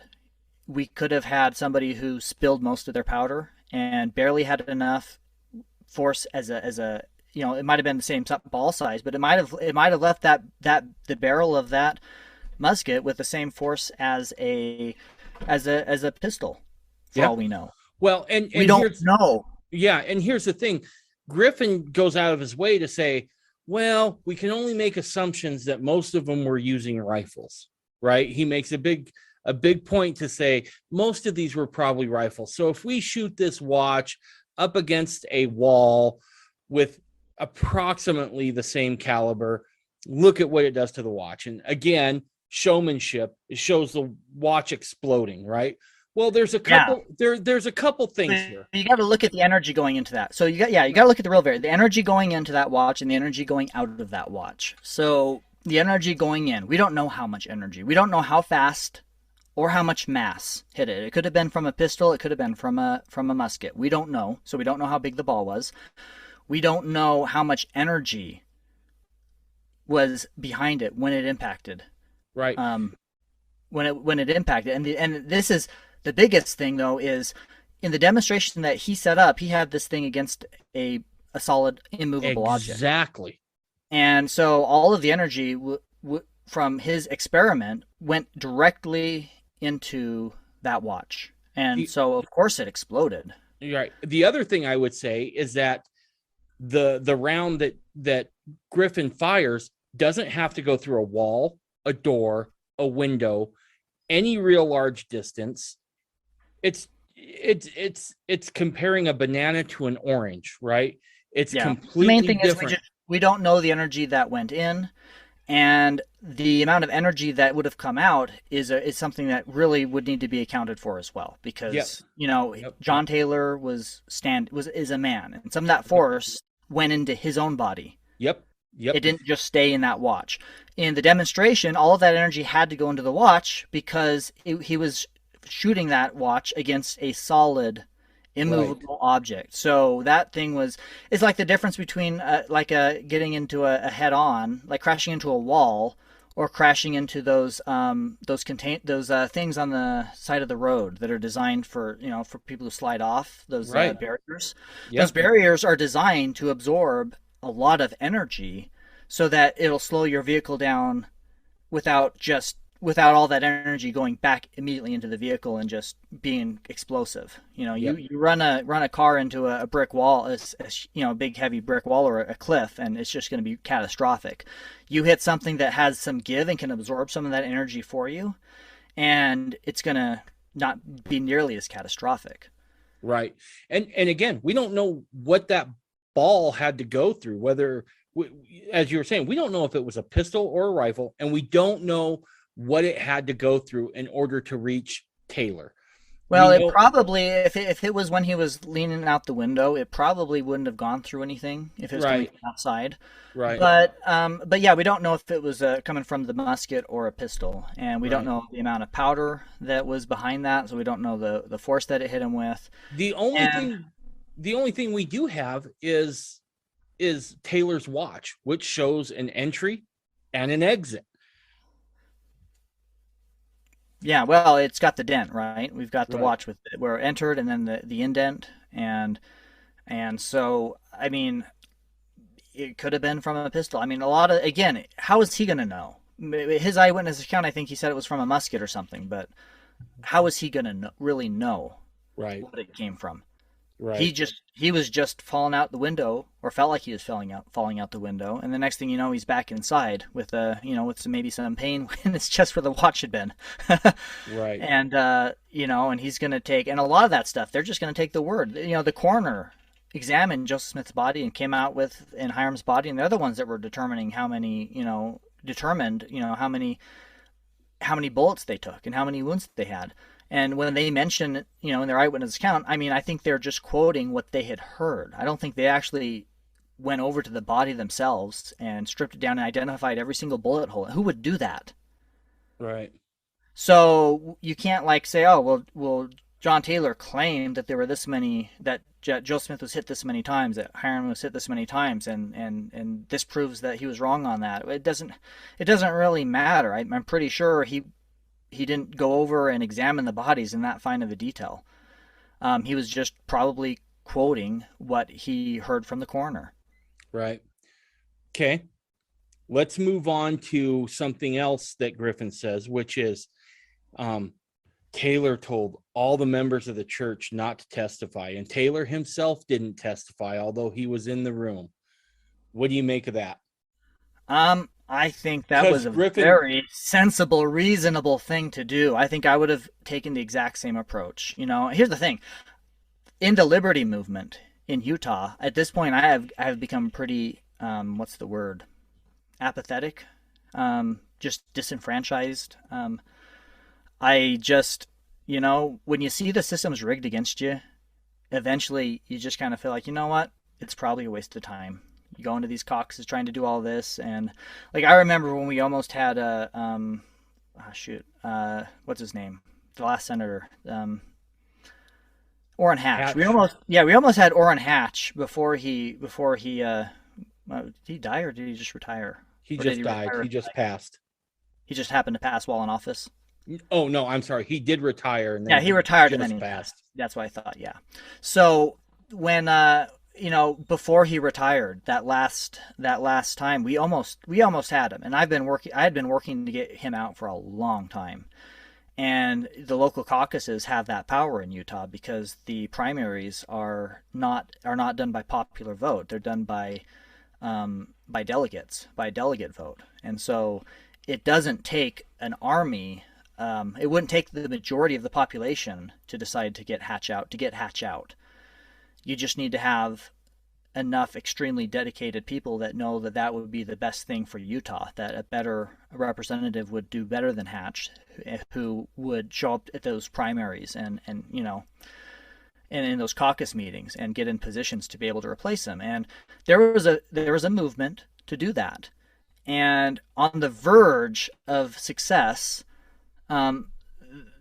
the church asked people to get more involved in local politics, and all of a sudden these caucus meetings were flooded with people who hadn't studied the stuff, that didn't know what Hatch's record was, and didn't know how non-conservative he was, and how many times he had betrayed his constituents in Utah, showing up thinking that, well, he's a good guy, he's our man, and it saved him, which was Right. tragic, but. I kind of forgot where I was going with that. The system's rigged, and that's why John. Oh, but the Taylor- system's rigged, yeah. And you know what? After that, that next year I didn't bother showing up. I'll be honest, I didn't bother showing up because why? The system's rigged, and if the system's rigged and standard and these standard methods of influencing change aren't going to work, then why participate? And there's a very good legal explanation of that trial. I'm trying to remember where. I don't know if I have it here, but there's like Famous Trials website, and it's some lawyer blog that just that does these kind of case studies on famous trials, not LDS, just looking for any kind of historical interesting Right. trials. And he did a ton of research on this trial of the mob members that murdered Joseph Smith, and he concludes in his expert opinion basically that it was a kangaroo court. The whole thing was a show trial. The whole thing was rigged from the beginning, and the whole point was to create the appearance of justice so that Missouri could be preserved as a land of law and order. That mobs don't just show up and murder people and get away with it. And so they put on a show trial, and he presents evidence that these people were basically promised that they would not be convicted if they came back to face trial. There was a lot of mob influence at the trial going on, and it would have been an incredibly dangerous situation for the new leadership of the church to be involved with, or anybody. I believe that they were there, that they would have killed John Taylor and Willard Richards if the militia hadn't showed up when they did. I Scattered agree. that mob. I agree totally, and I could be mistaken. Correct me if I'm wrong, if you know, but I think with Brigham Young's absence, because Brigham Young wasn't in Nauvoo when this goes down. He's either in Boston, I believe, is when he gets word coming back from an overseas mission, if I'm not mistaken. But so I think Taylor's kind of like taking the helm at that point, so to speak, right? Well, Yeah. you just saw they took out the man, so to speak, right? They took out the man. So if they don't have a problem going after the man, and they've already darn near killed you, being Taylor, and you care for your multiple times. yeah, you care for your people, you're like, don't go. This is this is over. The other thing is lay low. Let's bide our time. Let's regroup. Let's figure out what we're going to do. Because at this point, the church is thrown into complete disarray. I mean, it's even in disarray even after Brigham comes back, right? I mean, you have the Strangites that go some way. You have, just like nature, power abhors a vacuum. So you have all this going on. And Taylor, who's wounded, I mean, badly wounded, he's like, just everybody lay low. Let's not give him a reason to shoot again. Absolutely. I think it was very reasonable advice. I think it was, if I was in that kind of a situation, if me showing up at my local caucus meeting, had a chance of a mob being there to kill me, knowing how effective I've been at those caucus meetings in the past, I would probably say, no, thanks. Yeah. No, you would be a fool to go back up. And the juice ain't worth the squeeze. Right, exactly. Because look, Missouri had been after Joseph for quite a while. They got it done, and they're looking, let's not forget, Boggs's order wasn't an order of just get him out of here. It was an order of extermination. And they made good on it on the leader of the Mormon movement, right? In their eyes. Yeah. And so they don't have a problem taking out the leader. They're not going to have a problem taking out John Taylor, Willard Richards. Any other Mormon that decides to get up on the stand, they're fair game, and they're serious. So, and if you know that the court is corrupt anyways, then and you also, here's the other thing you got to consider. They didn't even have the right people. I mean, they might have had the triggermen, but they didn't have the people who organized the mob there on trial. Those were not the people on trial, and John Taylor knew that as well. So even assuming that he shows up at the trial, he testifies, something of what he says somehow gets some of these people convicted. He's not murdered in the process, and they actually are convicted. Justice still has not been served. Correct. So it's pretty go ahead, futile. Sorry. It was pretty futile. There was nothing. There was really not much to gain from showing up, and he knew that. And it's pretty obvious. We can look at that too. And I mean, is the risk worth the reward? I wouldn't think so. Right. Yeah. But the funny thing is, the implication is that he's hiding something. Right. Which it's so funny because again, this is there's another wokeism. It's like choosing not to testify. The right to remain silent, therefore, proves you're guilty. I mean, that is not what our country was founded on. A true conservative does not believe that choosing not to testify, choosing to exercise your right to remain silent and not testify on something is an indication of guilt.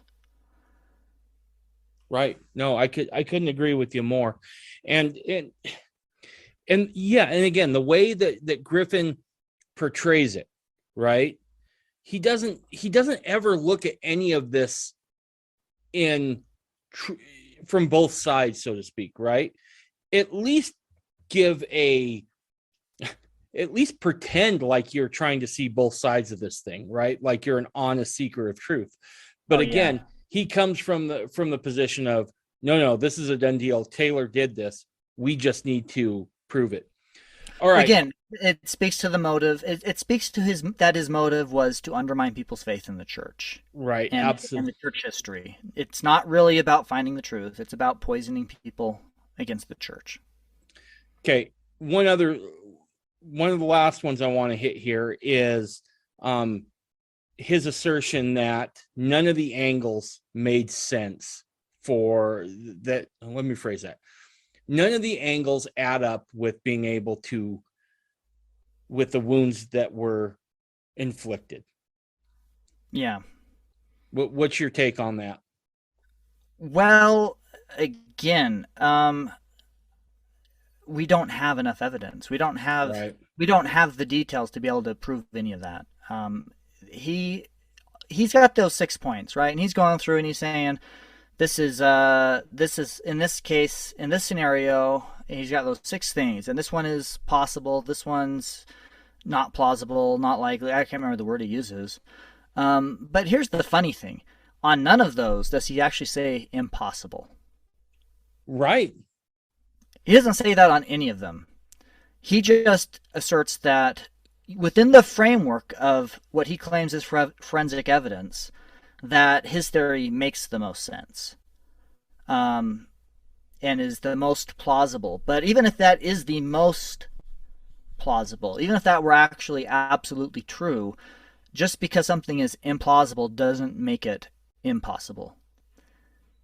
So even there, frankly, I can see people accepting any of the other theories as what potentially happened. And there's nothing wrong with that. That's a very, implausible things happen all the time. If you've ever looked at a bell curve, on the edges of that distribution, you have those very, very fine, not likely to happen, small number things. But those things still do have to happen. Or it's not a bell curve, it's a peak, It's not gravity. If you're measuring gravity, that does not distribute on a bell curve. You're not looking at probability with something like gravity. That is a law, so to speak. Because every time you measure it, that force is, at least on this earth, on this planet, with mass and the attraction to mass, it's always the same. Right.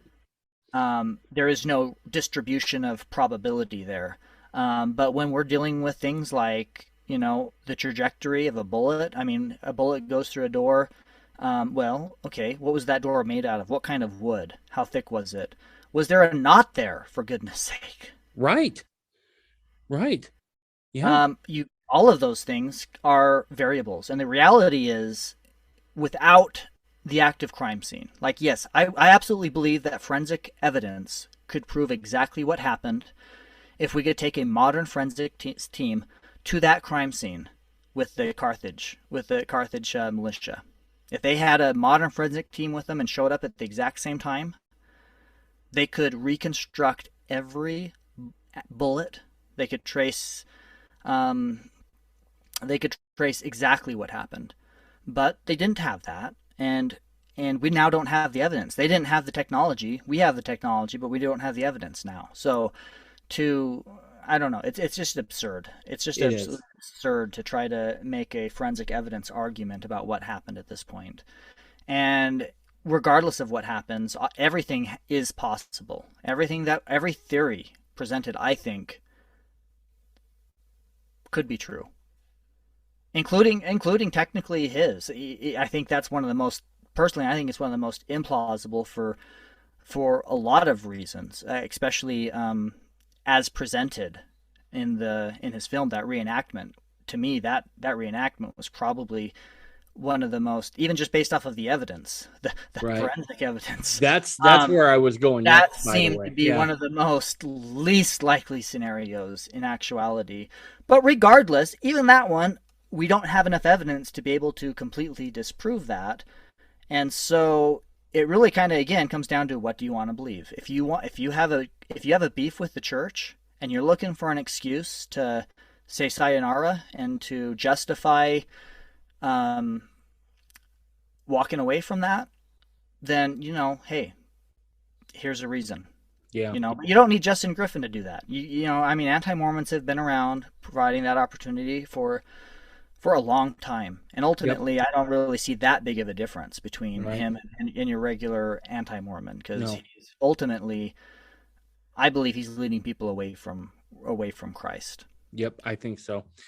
All right, the last one I want to go over, you hit on it a little bit, that reenactment, which I found absolutely absurd. So, one, never in the movie does Justin Griffin give a narrative of what he thinks happened. Instead, he leaves it to actors to depict what we can only assume are Griffin's ideas about what went down in that room.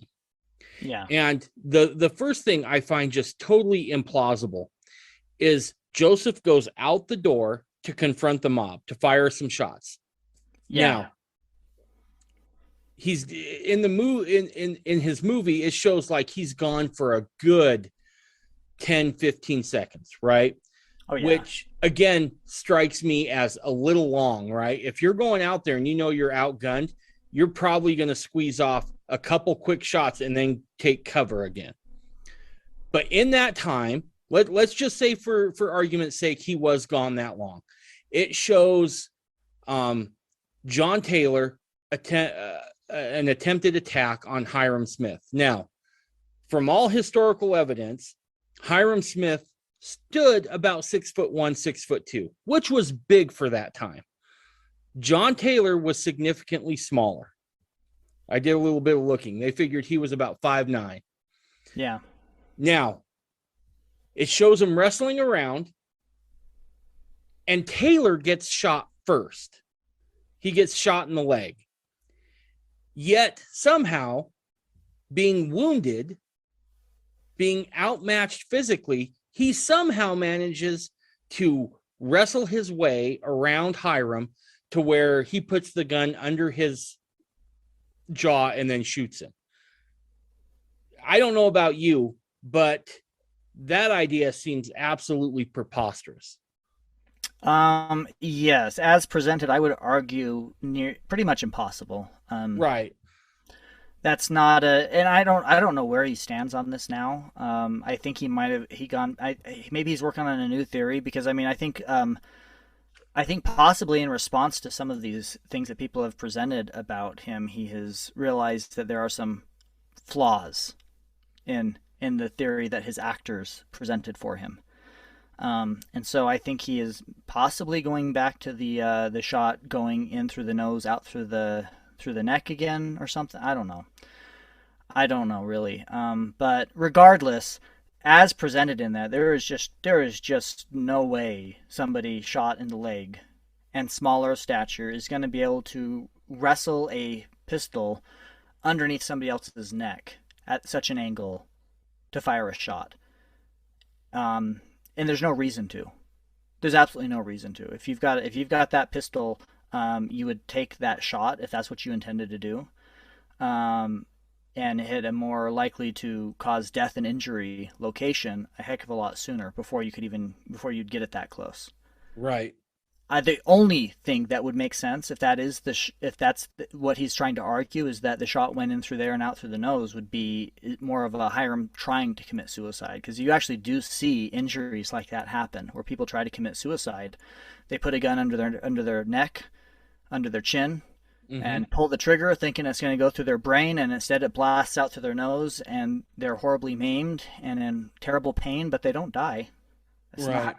That's not, I mean, if you had not with a pistol at least, I wouldn't even say with a handgun. With a rifle, there is a possibility something like that could kill you just because there's so much more energy. You get this hydrostatic shock effect. You could get fragments of bone blasting with such force into the brain and other stuff. But with a pistol, that's not a very serious shot. Right. It would be pretty miraculous for a shot like that to cause death. It'd be a bigger miracle for to be resisting somebody, especially somebody injured, and for them to be able to get a firearm in that position on you. And so, I mean, if we're looking at from probable versus improbable, that's one of the most absolutely improbable things presented in the entire documentary. Yeah. I mean, I think it's more likely that John Taylor was falling out the window and was shot back in with a musket. I think that's significantly more likely than wrestling with somebody while smaller and while injured, and getting a firearm to that position and then getting a shot off, and that shot somehow killing the person. Yeah. Yeah. I remember as I watched it that second time around with just my technical eyes, right? Yeah. And I'm like, I find more probability in Rambo or John Wick than I do in this particular scenario, because it's outside the realm of reasonable assumption. Oh yeah, it requires the faith of an evolutionist. It really does, right? Yeah, it really does. And the reason I brought that one point up is that the rest of the narrative that Griffin paints is entirely dependent upon the preceding events of Hyrum being killed by John Taylor while wounded, right? To the point, because he goes on to later to show that Joseph comes back in the room. He sees that Hyrum's dead. Taylor's done it. And then Taylor gets the rest of his wounds from Joseph Smith. And it all hinges on that one fact of a wounded, smaller Taylor being able to still get the drop on a healthy, strong, if there's one thing we know about the Smith boys, it seems to be they were athletic and strong. And so, again, it all seems to hinge the rest of his story on that one moment of Taylor getting the drop. I think it's actually less probable in a different direction. Let's hypothetically, if somehow John Taylor was able to do that to Hyrum, if Joseph Smith came back in that room and saw Hyrum, the first thing he would probably do, I think, which was depicted, was he'd run over to him and see, right. See if he's okay, what's happened to his brother. Right. Would be his first concern before who did this would be, is he okay? What's going on? Why is he lying there? What happened to his face? I didn't even think about that. In that context, I don't see it in that context how John Taylor would take any wound. I mean, at that point, Joseph Smith's a sitting duck. Right. He wouldn't expect John Taylor and Willard Richards to have been involved in some conspiracy to have killed them. And so, with his back to them or coming in the room and the shock of what happened, he would probably be thinking maybe he got hit by, well, first of all, his final reenactment, I don't think he shows how that hole came in the door. Mm-mm. Does he? No, he doesn't. No, he doesn't. So let's add some. Let's help fill in that hole for him. Let's pretend that mob, when they first showed up, put a shot through that door, and that's what prompts Joseph Smith to then run from cover and chase them. As highly probable as that is as well, but let's just go with that. Fill in that hole for him. Joseph Smith comes back into the room. Oh, Hyrum's on the ground. Oh my gosh, that shot that went through. Maybe somehow it hit him. He wouldn't be thinking, John Taylor did this. I'm sure of it. So he would run up to him, see if he's okay. Imagine that he just ran the mob off, so things are okay. Now he's safe now. His guard's down. He'd be a sitting duck.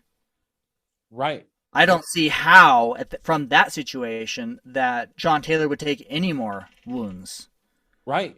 Because he would have had the drop on Joseph the second. Because everything we know about Joseph's character, right, and from what was said previously, he goes to his brother, right?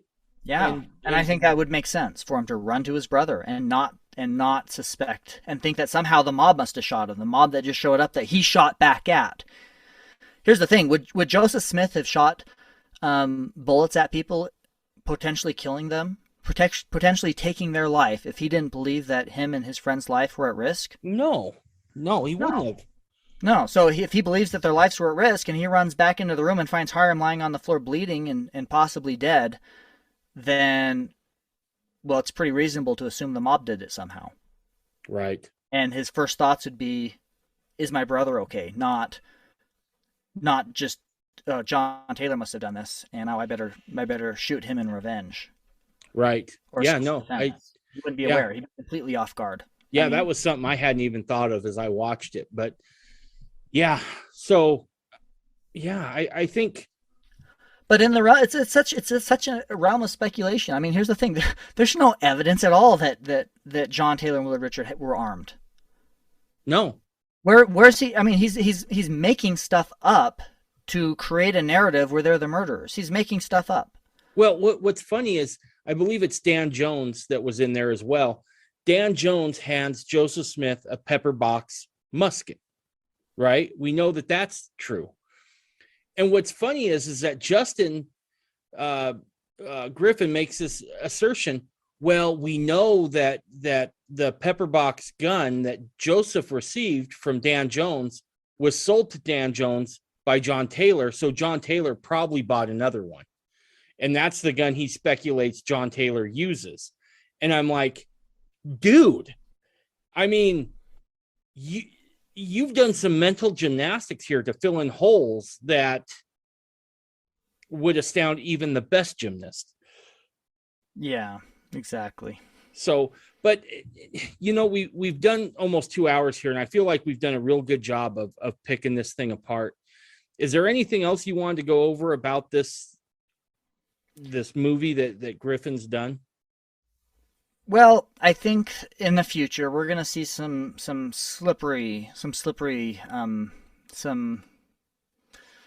um, we're gonna see some sneaky moves from him. I think he's presenting himself as this sincere seeker of truth, and that gives him to a certain degree some liberty to be able to revise his narrative and his story, which he basically can do ad infinitum. I mean, he can just continue to, as we present evidence against his theory, he can just make up new stuff to fill in those holes. And so I don't think that this is just going to go away. I don't think proving his theory as impossible even is going to make him go away. He's just going to come up with a new and improved theory, just like you aren't. So we're not gonna fight him that way. I don't think we're gonna fight him on the narrative of the story. I think that it's important that we fight him from a more principled standpoint of exposing who he truly is. I mean, here's the thing. If at the beginning of the documentary, if he had just come out and said, "Hey, I'm a member of this organization. I feel very disenfranchised by the church, and I created this documentary to try to prove that, that John Taylor and Willard Richard murdered Hyrum and Joseph Smith in order to push this theory that Brigham Young ordered that hit as part of this conspiracy to basically explain why the church isn't what I want it to be today." If he had just come out and said that, I don't think anybody would be taking him seriously. I don't think he'd be destroying the testimonies that he's destroying. Right. And especially if he came out and actually said what these Doctrine of Christ people's actual beliefs are, which there's a YouTube video. Let me see if I can find do I have a link to that? Well, maybe you can just add it to the notes later, a link or Yeah. something like that. Yeah, absolutely. He does this interview and they dig into more of what these Doctrine of Christ people actually believe, and it's pretty scary. It's pretty wild and far out there, and it's not at all. It's incredibly heterodoxical. It isn't at all, just people who are getting together trying to explore what the baptism of fire means and how to truly become confirmed and to receive the Holy Ghost. That might be where it started, but that's not where it ends. What they're doing is essentially they're doing their own baptisms. They've created their own church is really what it is, but they're denying it. Just kind of like Snuffer says he didn't start an organization. They're claiming the same thing. It's not an organization. It's just a group of people getting together. But it's a group of people that happen to be getting together and claiming that, that they've got the correct restored authority and that they're the whatever, they're the man, they're the person to fix the inspired prophet to fix the new restoration. And they're not presenting themselves that way because they know that they wouldn't get any traction. So they're going about this through a method of deception. And so what needs to be done, in my opinion, is rather than trying to argue against the facts, because he'll just come up with, he can make up an infinite number of absurd theories. It's just like these flat earth people. You see these flat earth people and, they present their theories on how the earth is flat. And then a scientist or somebody, even non-scientist, can kind of say, well, this doesn't make sense. How do you explain this? Oh, shoot, okay. And then next thing you know, they've got a new model. And then you say, well, how do you explain this? Oh, and the next thing you know, they've got a new model. Never do they actually decide that, okay, maybe the earth isn't flat when presented with evidence and evidence and evidence. They just keep coming up with new, slicker, and more complicated models trying to hold on to that theory. I think he can do the same thing. So disproving his theory doesn't really put an end to it. But I think really does is calling out the actual motive and the actual intent of what him and his organization are trying to do. So I guess in that regards, like, and the most important thing to me, here's the thing, I probably could have come out and spoken against Carthage conspiracy way back when, but I wasn't particularly inspired to, because I wasn't that worried about it. People who were going to watch that and buy it, believe in it, were clearly already a long way down the path of wanting to believe that. And who be it from me to tell them what to believe, if that's what people want to believe. Same thing with flat earth stuff. I could probably put out a video disproving flat earthers. I know there's a lot of people out there doing that on YouTube. That's not how I want to spend my time. I don't, if people want to believe that, whatever, they can believe that. I'm not threatened by that. But this was different. There's a reason why I decided I need to come forward and start speaking against this. And that's because of the false representation. That's because of the manipulation and the false pretense. It's about manipulating people and destroying faith, and he's not sincere, and that's why this needs to be approached, and people need to start talking about this. And I feel really bad that we don't see more. I mean, I think that it's great that that Kimberly got involved as part of the LDS Church and a member of like the the Joe Smith Foundation. Yeah. That's great, but I mean, there's a lot of LDS apologists out there. I hope to see more people from the LDS Church come forward using their own knowledge of history and reality, Right. and their own expertises in these things. Like, I'm not in law enforcement. I'm not a lawyer. I'm not a forensics expert, but I know there are LDS forensics experts, actual ones out there, not people who are part of this Doctrine of Christ group, who would look at this. And I mean, there's no way a serious forensic investigator would put their name on any kind of theory presented. They'd all say there's not enough evidence to do any kind of forensic investigation. There's not enough evidence to do that. There's no way to come to any kind of conclusion with this little evidence. That's not how they operate. The forensics experts of today that can come to those conclusions, they've got bodies, they've got bullets, they've got blood, they've got murder weapons, they've got powder burns, they've got all of this stuff. What do we have? We've got some skulls, we've got a bullet hole in a door, and we've got a shirt. Right. There is no serious forensic investigator that would dare present any kind of conclusive, verified, absolute, this is what happened with that much evidence. They'd laugh. Right. No way. So where is that? Where is the LDS forensics expert who does this day in and day out to come forth and say that, I am a forensics expert and this is not how forensics science works? It's funny you should ask. I've actually looked for one, and they don't want to talk to me. So, yeah, right. they just don't want to talk to the crazy fundamentalist that's got a microphone. So, well, I think it might also be threatening too, in that it's where this is going is somewhat distasteful to the LDS membership, because I think that the people who are sharp enough to potentially discredit Griffin aren't coming forward, because they know that ultimately where he's going is to speak out against polygamy, and a lot of people don't like that. Right. They also don't like that part of the history. They don't like that part. And so I think that might be one of the reasons why we're not seeing such a robust defense coming from the LDS Church, sadly, because they're the most equipped, having the numbers and the number of experts and there's just, to me, it's insane that we don't have 500 videos debunking this by general members of the church that know their history and have expertises and things that can poke holes. Why is it that it's fundamentalists and a few lone people in in the Joseph Smith Foundation speaking out against this? Yeah, no, it's a little disheartening, because look, I've said it before on this podcast, and I'll say it again.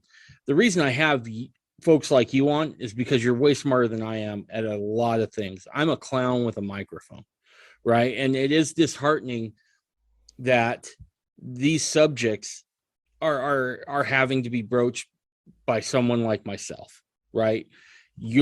Folks like you are my saving grace to have on, because you have a level of credibility on this that I don't. And Well, I mean, it's I don't know that I have a ton of credibility. I am a critical thinker though, so I mean, I well, I think you've done enough research. You're a long range shooter. You do bring an air of credibility here. But let me back up here and go back to something you had said, that what we're going to see is Griffin, just because he veiled himself in that cloak of invincibility, in that I'm just a dude looking for answers, right? Is kind of how he yeah, presented it. At some point, we may have to have the really uncomfortable argument of going doctrine for doctrine, right? And say, look, yeah, if, and that might be where this thing ultimately heads, right? Because I'll be honest with you, again, bringing on someone smarter than me, it's something I hadn't thought about, was him coming back with another theory, right? At some point, we may just have to be able to make the distinction that maybe the doctrine of Christ movement isn't as much Mormon as they try to proclaim. And maybe if that's the way we can set up um that scenario, maybe that's how we preserve some people's faith in Mormonism. yeah. Well, it might be. It's a place that I kind of don't want to go, just from Me neither. I don't like the idea of criticizing other people's beliefs, even when I don't they're either. religious beliefs, even when I don't agree with them. I mean, there's all kinds of people I don't agree with, but I try not to attack their doctrines. But I do think that maybe they should just speak for themselves, and that's what they're not allowing to happen. Right. They're not allowing them to speak for themselves. I mean, that's one of the things that, at least, I like I said, I investigated all kinds of different fundamentalist groups, and at the least I could say for them is that they're willing to share what they believe. And Right. it might not be for most people, it might not have been right for me, but at least they're not trying to trick you. At least Right. they're not going around pretending to be one thing when they're actually something entirely different. And Right. that's again, that's what really bothers me about what he's doing, and that's why me, who, I mean, yeah, I've got a lot of life experience and some expert knowledge in some of the things that he presented, and I know a lot about the history, church history and stuff, to understand. I mean, from my biggest angle is the motive, as far as like expertise goes, though. In my explorations and study of church history, a lot of that went back to, Joseph Smith's Quorum of the Anointed and what was really theologically happening with the church back at that time. And when you understand that, when you understand why William Law left, why Sidney Rigdon left, why Oliver Cowdery left, when you start looking at this kind of stuff from that kind of perspective, this the only narrative that makes sense, is that Joseph Smith was introducing this celestial law. Most people, and a lot of people, even people who had been very true to him previously and had testimonies and faith in the restoration, it was more than they could bear. And it created enemies out of friends, some of which, just some like Sidney Rigdon, just said, hey, you know what? I'm not okay with this. Peace out. Others, Right. like William Law, said, I'm not okay with this, and I'm gonna dedicate my life to destroying you and your movement. Right. Well, and I think you bring up a good point, right? Joseph was kind of a radical for his time, right? Because Yeah. let's not forget, he's not just introducing new scripture that testifies of Christ. In some ways, he's upsetting social norms, right? He's talking about working together to build a society. He is talking about, plural, celestial plural marriage, and that sort of stuff upsets Victorian era Jacksonian American Oh, he's telling us that we social can norms. become like God. Yeah. As he's saying that God was once like us. Yeah. Those things, those are that's as blasphemous as Christ saying that he's that he's the Yeah. Son of God. Those are things that in his time, in his day, there was no. Today, that's not that wild anymore. We've got New Age movements and all kinds of people saying that, claiming that we're already God. Right. So it doesn't seem as radical, but in Joseph Smith's day, in conservative Christian America, coming out and making these kinds of claims, presenting these kinds of doctrines, it was incredibly radical and progressive. Yep. Yep, I agree. And so I don't think progressive inherently is a bad thing. Um, Well, like everything with the hardcore left, we have to kind of debunk them on their terms, so to speak, right? Because they're really good about being able to switch labels. So when I make the term progressive, I'm talking about, you know, big big government, social experiment kind of stuff, right? yeah, and I understand that. But unfortunately, that's a term that I think has somewhat been corrupted because Yep. I actually even consider myself somewhat of a progressive in that regard. I think that the restoration continues to move forward. And, a lot of people in fundamentalism today and in the church are keep looking back and looking to the past to try to find answers. And I don't think there's anything wrong with that, but I think ultimately the restoration is continuing and that it hasn't been frustrated, that there might be setbacks, but these things are prophesied of, and ultimately there will be a body of saints that will endure persecutions and endure a refining fire and be ready to establish Zion. And Zion Right. will rise from below as it descends from above, and that the whole earth will not be wasted at its coming. Right.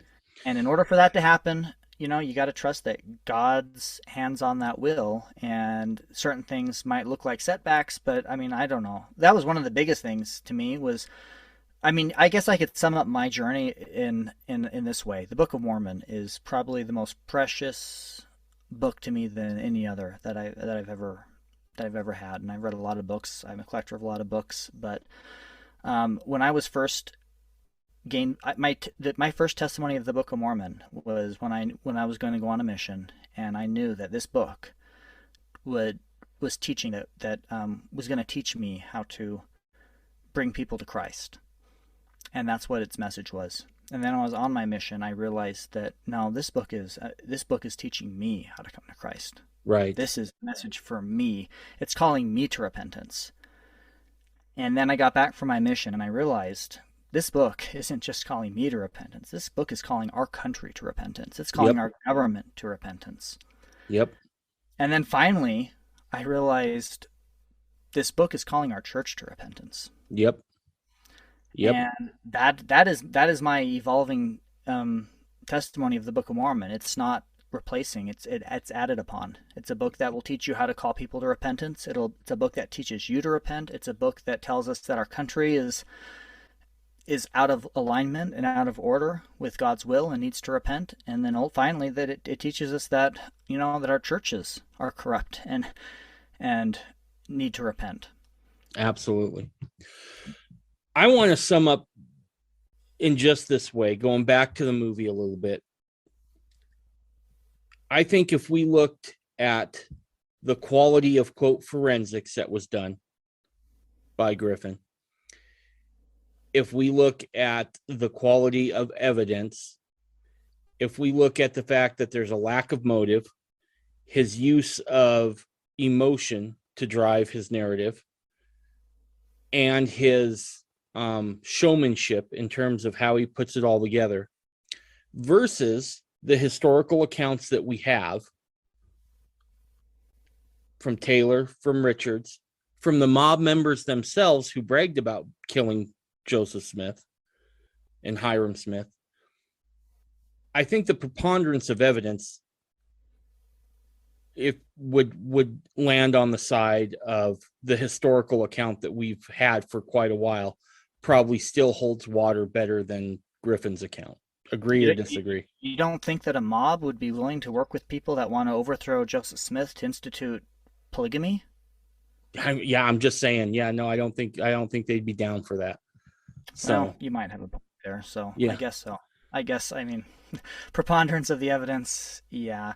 And I mean, he makes this claim that he's not calling John Taylor and Willard Richards murderers. He's just presenting forensic evidence, and that's such a lie.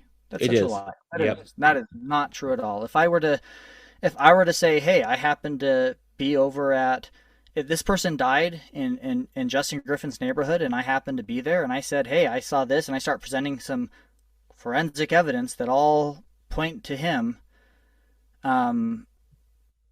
then yeah, I'd be, if I was in court, if I was called to a court case, and be asked to testify as a witness, if I was summoned, that I'd be there as a witness, basically calling him a murderer. That's what I'd be Yep. speaking to. Yep. And that's exactly what he's doing. He doesn't want to take the responsibility of that, but that is exactly when you come up with a theory and you say the only plausible thing here is that this happened. That's what you're doing, and he's not addressing that. So what does that mean? I mean, here's the thing. Could you imagine if you honestly believed that Peter, James, and John murdered Christ, and that Judas was the hero there? If you truly believed that's what happened from forensic evidence, would that not affect your faith in the Gospels? Would that Sure. not affect your faith in the teachings and the later revelation of John? And wouldn't that call all of that into question? Wouldn't they have ramifications? The But he kind ramifications. of then, Go ahead. yeah, Sorry. go ahead. No, I you was go going to ahead. Go say ahead. What are the ramifications? the ramification would be you have to rewrite, quote, traditional Christianity all over again with a new narrative. Yeah, exactly. And he's denying that. But that's absurd. Nobody could believe the things that he claims he believes and not have to disconnect then and not have to say, okay, well then we need a new narrative. We need a new thing. And he does have a new narrative. He does have a new thing. That's where he started from. And so again, it just goes back to the complete dishonesty of his position. I agree And totally. but ultimately, I just, people are going to believe what they really want to believe. And sadly, I see him more of a symptom than a problem. He's a symptom of the church's continual, taking opposite stands or taking stands on issues contrary to what the membership knows and believes, and that harms their own credibility when you have. I mean, here's the thing. I mean, I like to watch General Conference still, and I know I've got some friends who do, and they like to watch it because they're looking for aha, aha, aha. But I actually try to watch it because I'm trying to find things where I can still find common ground. I'm hoping to find talks that I can say, you know what, I love that, and I believe that, and that inspires me. And oftentimes I can still find those. But sometimes I don't. And one of the things that I noticed is that you don't see President Nelson himself going out there saying I'm infallible, but what you do see is everybody else coming out there saying Right. that he's infallible, and you don't see him correcting them on that, and that kind of creates this attitude that when you know that these vaccines are dangerous and he tells you to take those vaccines, and then you have other apostles and leaders claiming that was revelation and inspired and infallible. Well, unfortunately, I think that's really at the heart of what's happening here. I think Right. that's and Justin Griffin in this movement, these remnant movements, Denver Snuffer, all of that. It's a symptom of a sickness, and so to a certain degree, I'd prefer people stay in the church. That's probably the best place for most people to be. But if you're looking to add upon that, is what I would say. If you're looking to add upon that, then I think that fundamentalism, whether independent or maybe if you find some organization out there that resonates with you as the right place for you to be, that might be an okay answer. But certainly, if you're just going to fall away, if you're just going to abandon your faith, I'd rather see people go into fundamentalism than go into Doctrine of Christ or Denver Snuffers organization or the Watchers or any of these other kind of modern remnant type organizations. These basic, modern Whitmerite organizations that are trying to rewrite history. Because that's to me, that's just, yeah, the doctrine there is ultimately leading people away from at least a celestial glory, if not away from Christ entirely. I couldn't agree more with you, Justin. Well, dude, we just did 2.5 hours. So I think we'll wrap up. I can't tell you how much I appreciate you being here. I want to have you back on to talk about health and fitness because you're a health coach as well. Yeah. And would you mind coming back on? Sure, I'd be happy to. That sounds awesome. All right. Well, I think with that, we're going to wrap up. Good stuff, Justin. All right. Till next time. Bye, everybody.